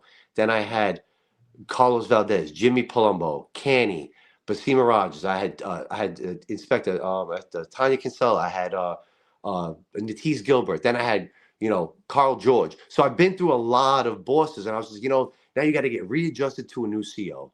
I just felt like at this time my gym was doing well on Staten Island. Finest Fitness was taking off. I said, maybe it's time, when Carl George is on the way out, instead of me getting adjusted to a new boss and doing this all over again and playing the game and all these different stats in the meetings. And I just felt like one day I was getting in my car, and I was like, I feel like this is it. It was so weird. It was like 20 years and 3 months in. I was like, I'm just tired. I'm tired of, I don't know if it's called playing the game or if it's trying to just stretch yourself in so many different directions and to make you're always trying to make everybody happy, and you're trying to make everybody respect you. And it gets tiring after a while, bro. It gets tiring after a while. And I said, you know what? I'm going to do 20.5. And right before I could tell Carl George is going to be leaving soon. And I was very lucky to have him as my final CO. And I think this is the perfect time to be young, in shape, and to really take Finest Fitness to the next level as a boxing gym, as a mentorship. And I think, and to be honest with you, I saw something on Instagram the other day. What did it say? 77 is usually the lifespan, right? Give or take a few years, or 70, 75. Halfway is 35. Bro, I'm going to be 43. If we're looking at life like that, I'm halfway in the grave already. All of us are. So at what point do you say you've done enough, bro? I could do 25. My tank is still full. I'd go back right now and do another 5 years. Easy work. But in the grand scheme of life, bro, I'm halfway. I got 1 foot in. You guys have 1 foot in. Half the people watching, you have 1 foot in. What are you going to work till you're 65? You're going to work till you age out? And then what? You're going to enjoy your pension when you can't even do a push-up? I enjoy my pension as a 42-year-old, as a 48-year-old, as a 50-year-old, as a 55-year-old, than a 70-year-old.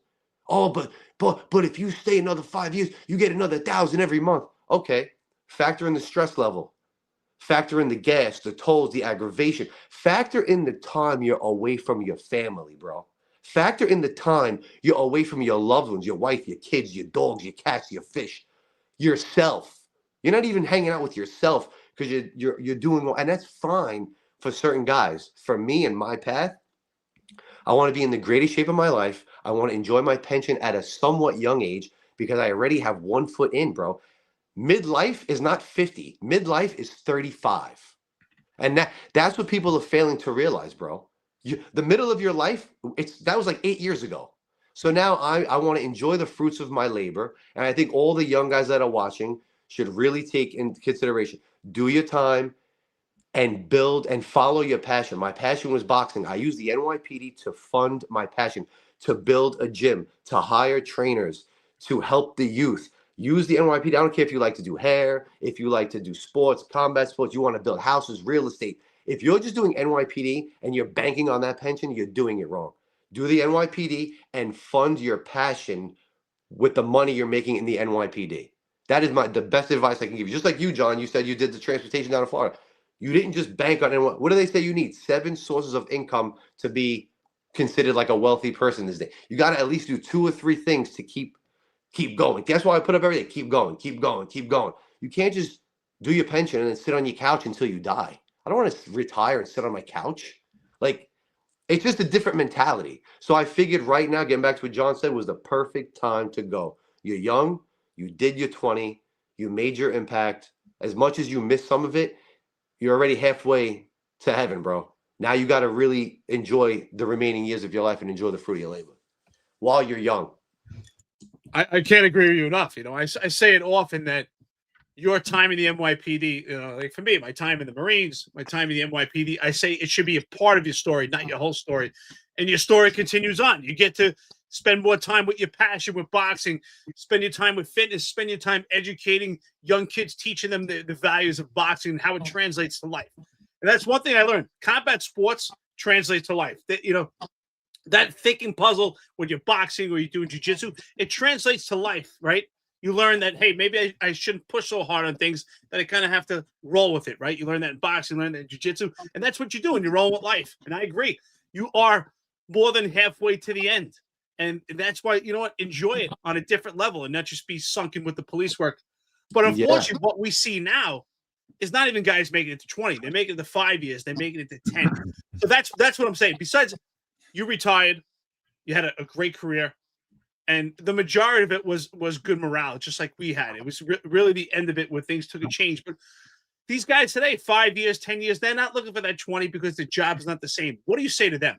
Do you tell them to go to Florida? Do you tell them to go to another agency? Do you tell them to hold on? What is your advice to those? So you know what though, Eric? So we all have different paths, and I look at it like this: if I myself got on the job right now, can you imagine, bro? Both of you guys, can you imagine being a rookie NYPD cop right now? Do you know how hard that is, bro? It right now.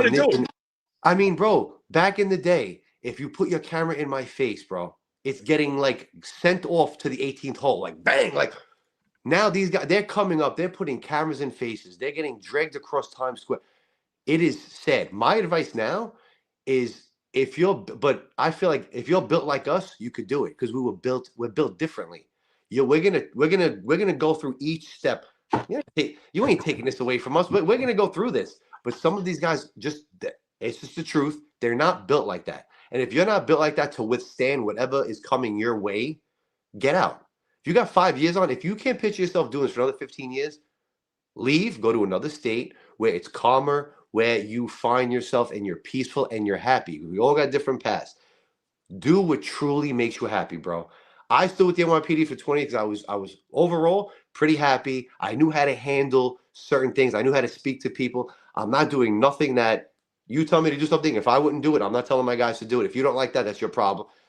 If you're not built like that, like us, and you can't withstand whatever heat's in the kitchen, bro, you got to go. One of my guys right now, PSA1, he wants to vest out at 10. He wants to move. God bless, bro. God bless. Do it.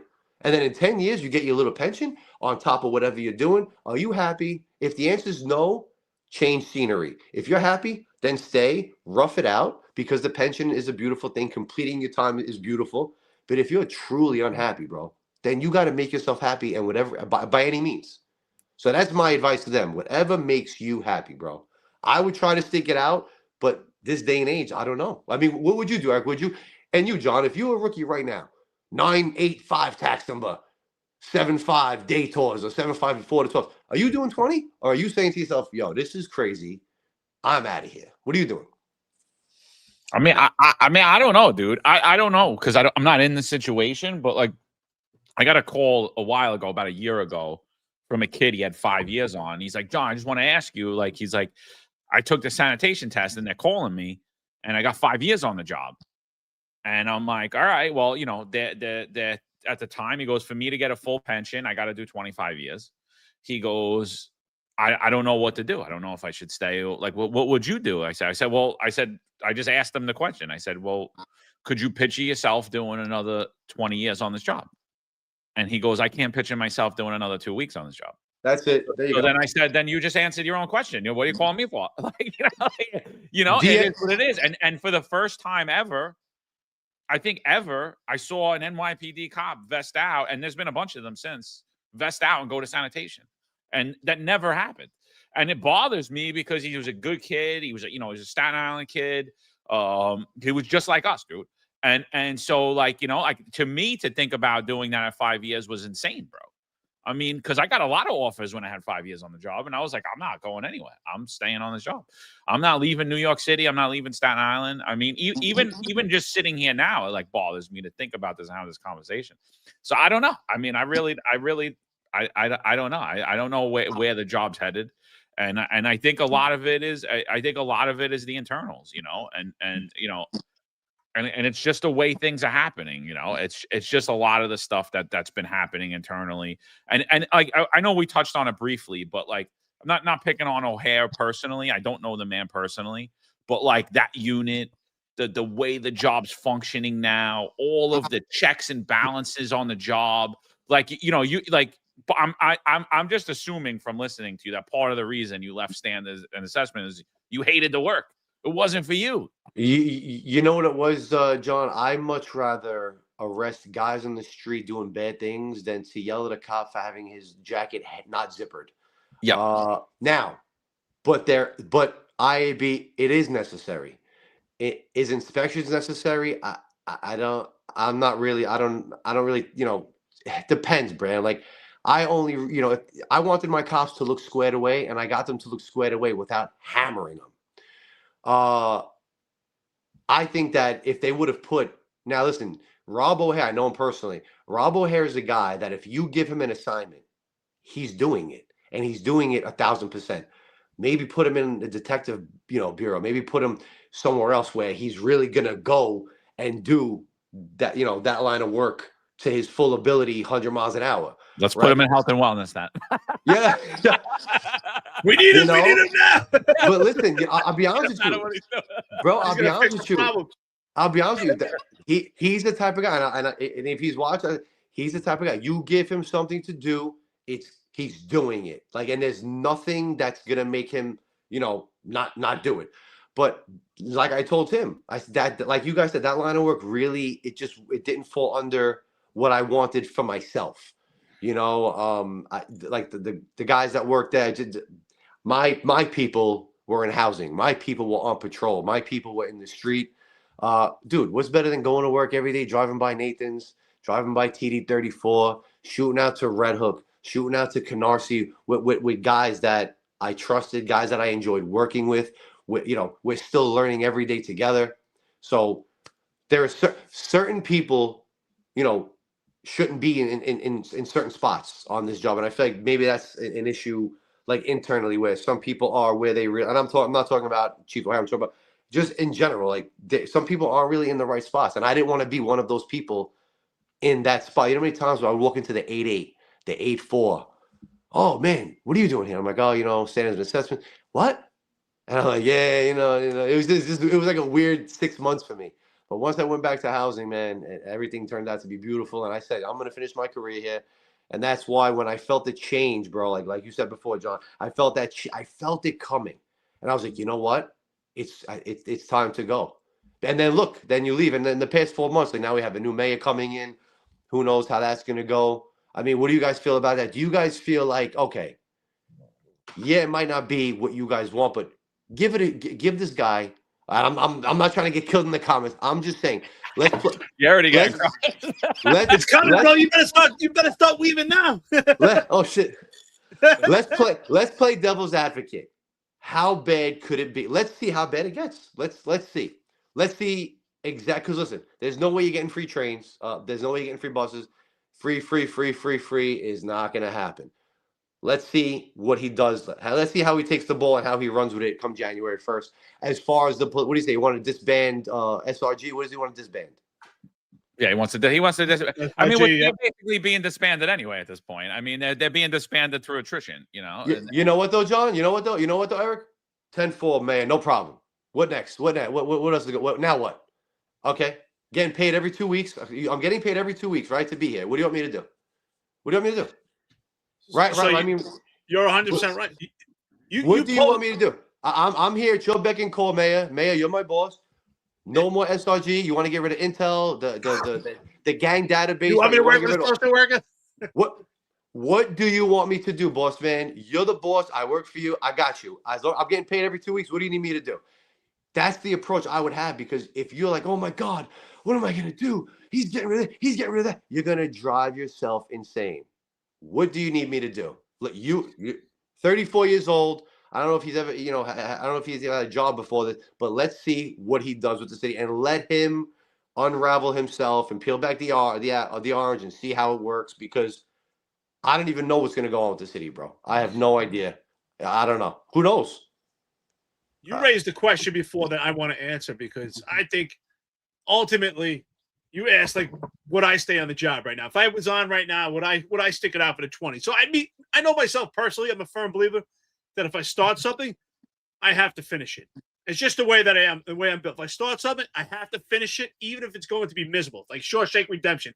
I got to crawl through the shit to get to the other side. That's my favorite movie. It was so funny you said that's my favorite movie. The movie's amazing.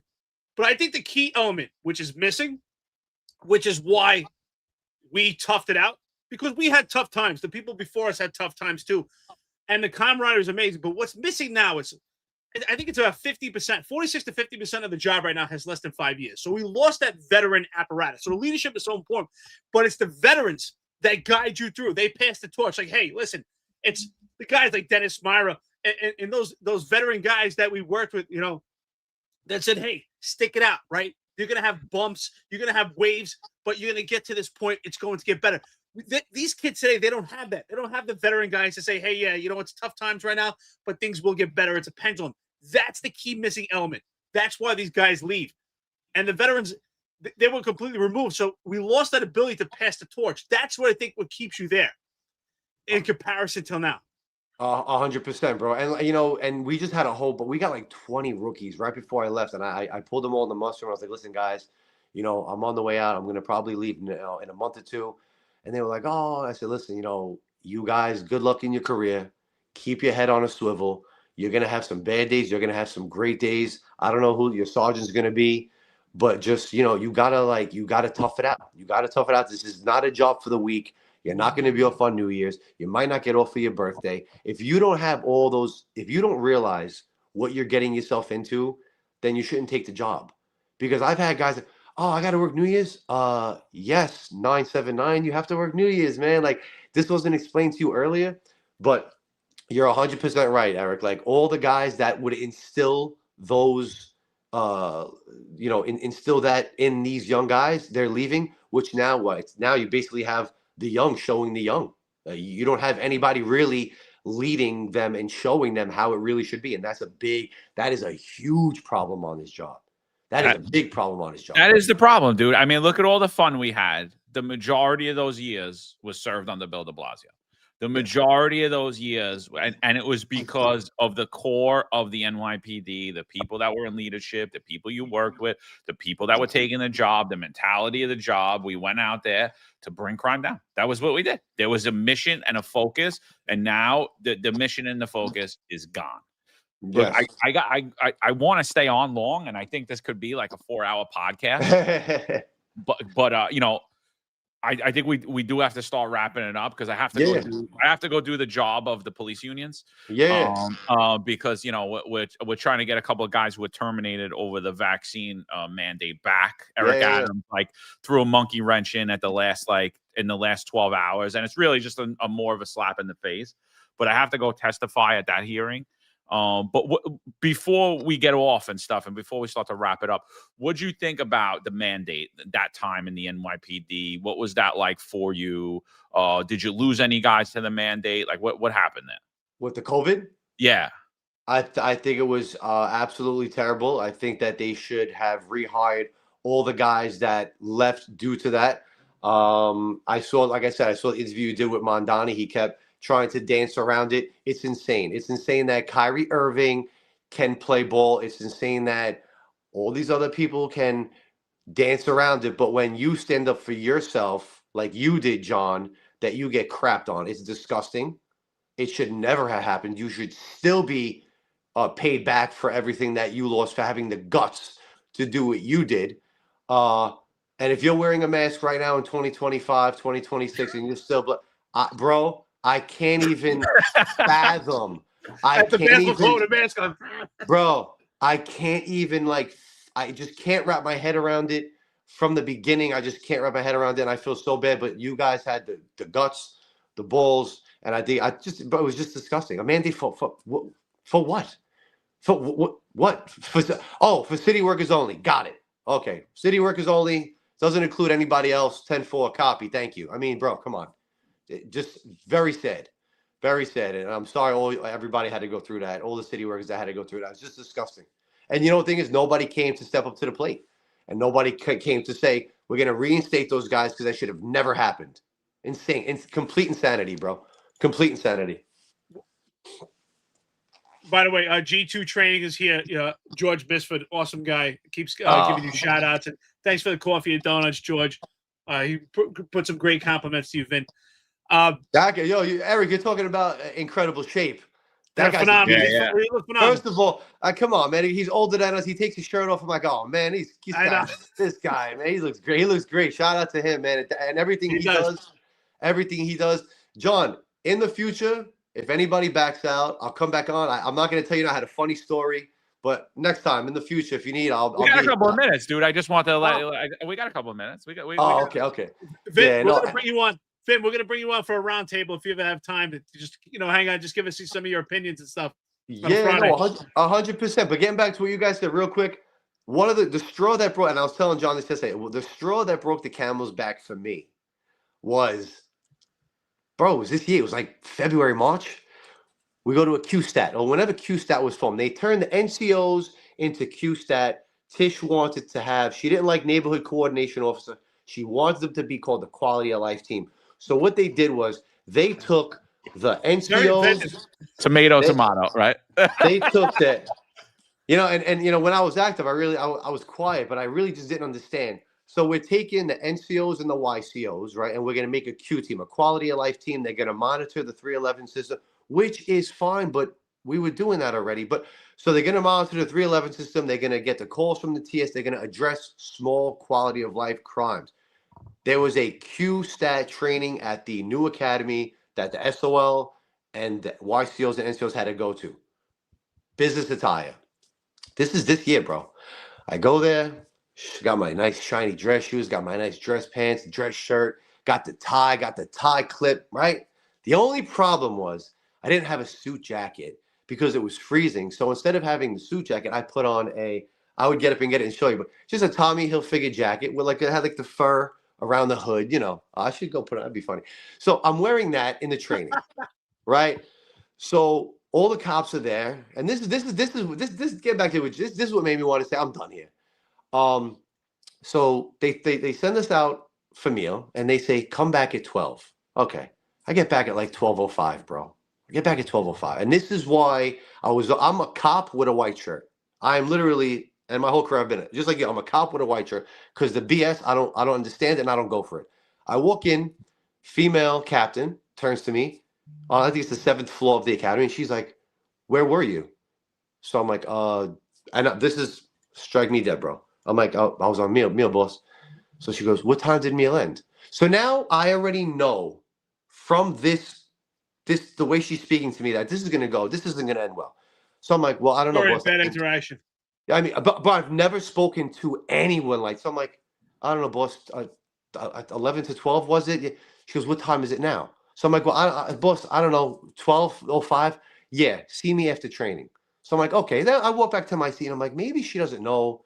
Like been a lieutenant over 12 years. Maybe she don't know. That's fine. Whatever. No big deal. It's no. I sit down. Guy taps me on my shoulder mid-class. I turn. He goes, "Hey man, where are you from?" So I look and I'm like, "PSA 1. What's the problem?" "Oh no, I just want to know." So I'm like, "Do I need to call like a delegate or like what's the problem?" Because I turned to the left and now I see her talking to the chief, and I'm like, "Bro, do I got to call a delegate or trust? What's going on here, bro?" He goes, no, it's okay. I'm like, all right. Now I'm like shaking. Now I'm like starting to like get aggravated. This is where I need to hit the boxing bag to lower the stress because I'm seeing myself. This is why I box because I see myself getting angry and I'm like, okay, let it go. My guy's like, "Yo, Lou, it's all right. Calm down." Yeah. So she goes, see me after class. Okay. So after class, I go up to her and I'm like, what's up? I go to side. I'm like, what's up?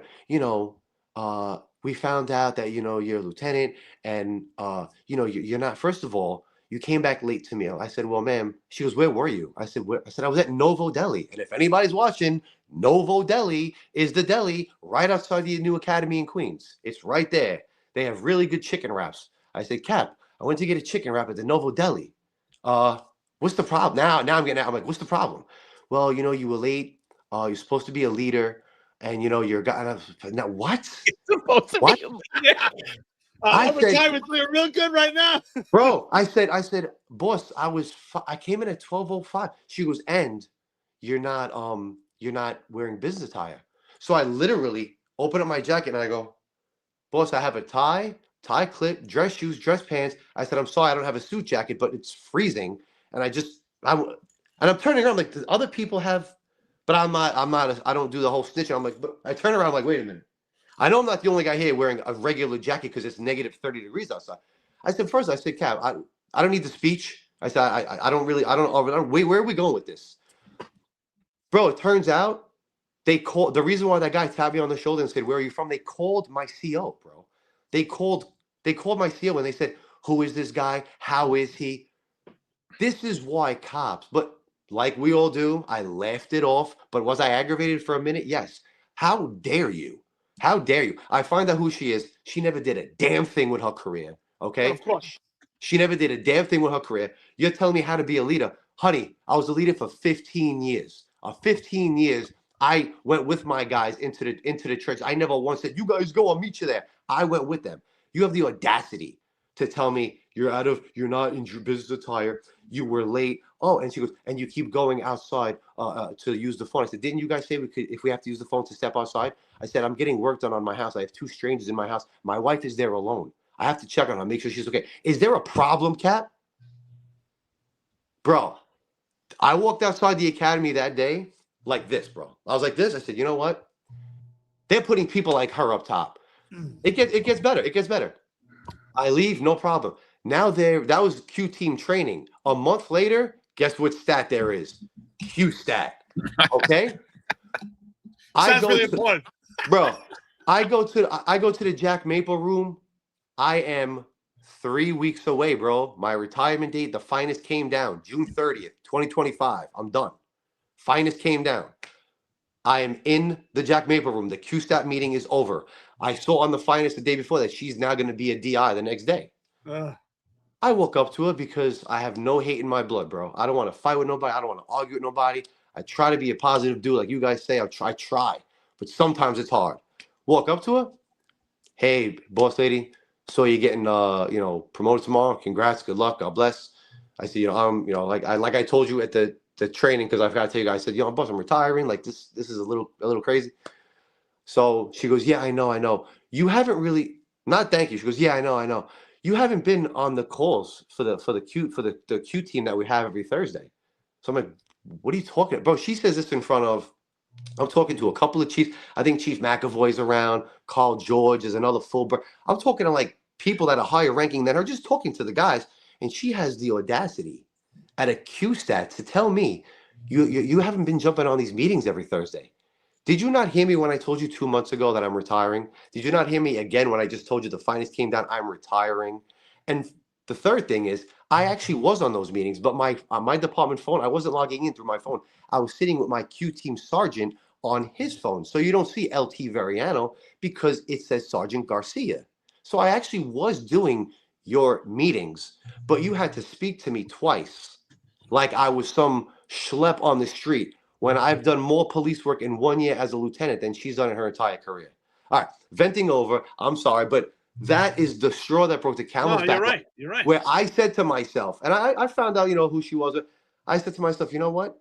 I don't need to call people. This isn't a boss. What are you a boss of?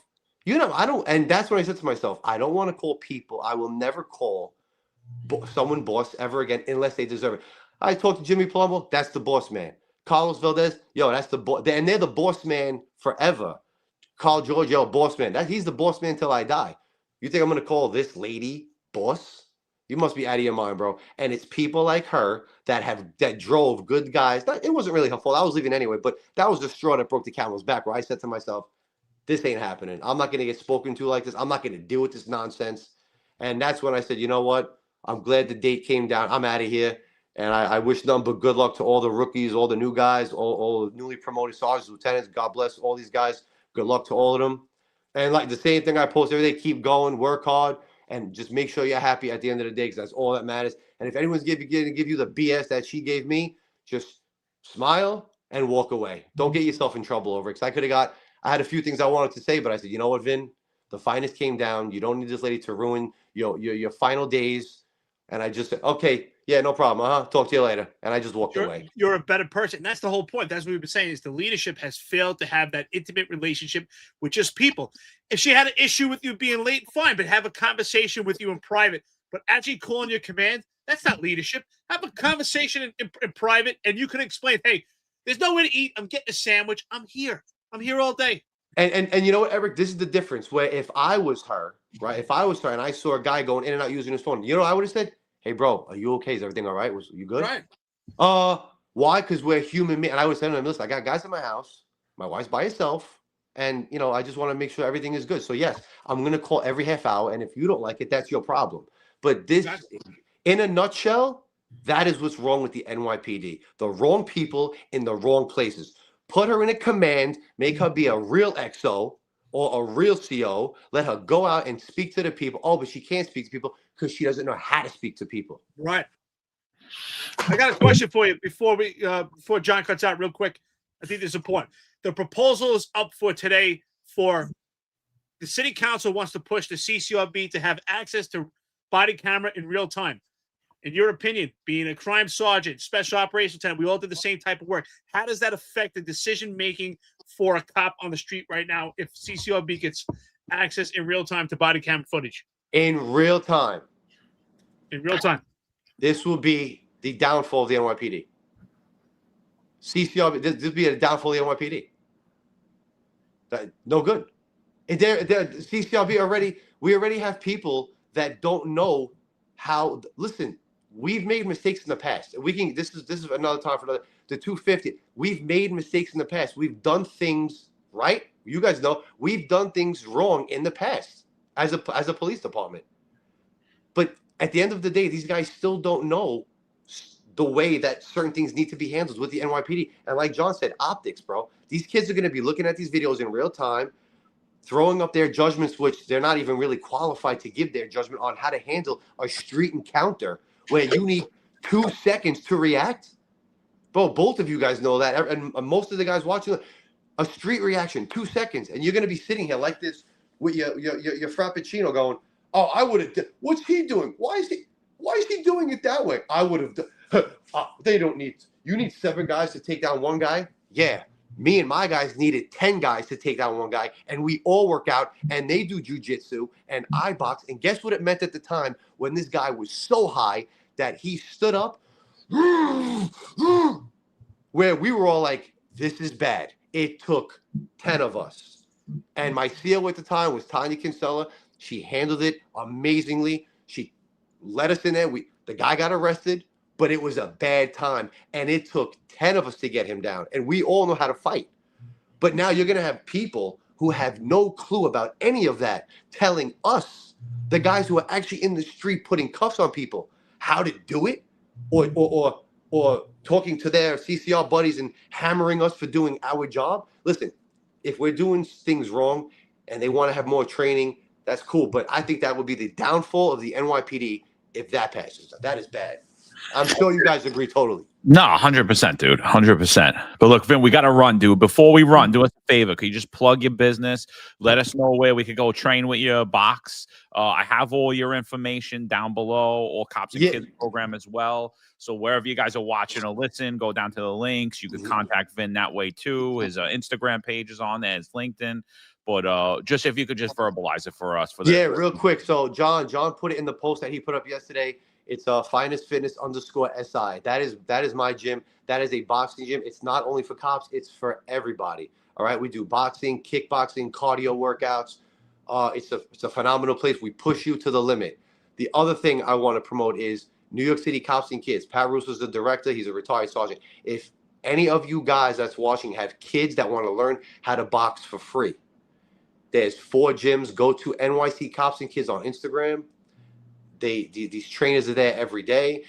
And all you MOS that are watching, start boxing, start doing Muay Thai, start doing jiu-jitsu. It's the only thing that's going to save you in the street, because how many videos we've seen these guys in the subway, they can't even do a takedown. And you got 3 cops on one. They still can't do a takedown. Train. DM me if you guys need. I'm here. My gym is on Staten Island, 179 McLean. Just message me on Instagram. And I really appreciate you guys having me. You guys are doing incredible work. I had a lot of fun. If you ever want me to jump back on, whatever you guys want me, I'm here for you guys, and I really appreciate both of you, man. So thank you. God bless. John, good luck. Eric, pleasure seeing you, brother. Vinny, you're awesome, brother. Anywhere, where can we donate? Like, if we want to donate for gloves, equipment for the kids, wrap stuff, can we donate money for the kids? Yes, you could. So if you go on NYC Cops and Kids, there's the website, and NYC Cops and Kids website. Once you click on that website and you go to the website, there's a link, and it says donate, and you can do it. Oh, also, my gym on Staten Island, guys, I have 3 Toys for Tots boxes. I'm going to put that video up now. If you want to drop off, I got 3 boxes. We're an official drop site location, 179 McLean. Stop by, drop off a new unwrapped toy, all right? And just don't be cheap, man. Go to Five Below. I need to fill up these 3 boxes, and then I want to fill up another 3. So give back, man. Give back to the community. Give back to the kids who need, especially Toys for Tots, the Marines kids, please. We got to help these guys out. So, all right. Thank you all, you guys. No, yeah, great work.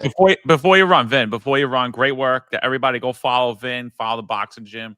Go follow New York Cops and Kids as well. But before you run, real quick, I'm just going to run through these super chats real quick. There's 14 of them.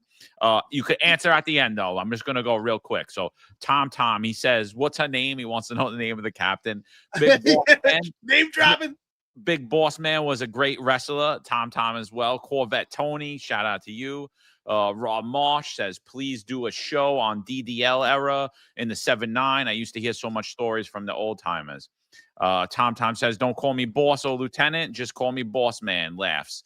G2 training, George Misfud says 3 experienced supervisors right there. Talking about the supervisors that you were mentioning. Tom says, good morning, Juju. Are you staying? He says, no balls now. He said, Vin, why'd you retire so young? You explained that one. Bra Marsh that gave some money. He said towards PBN Calabras, Brooklyn North Calabras.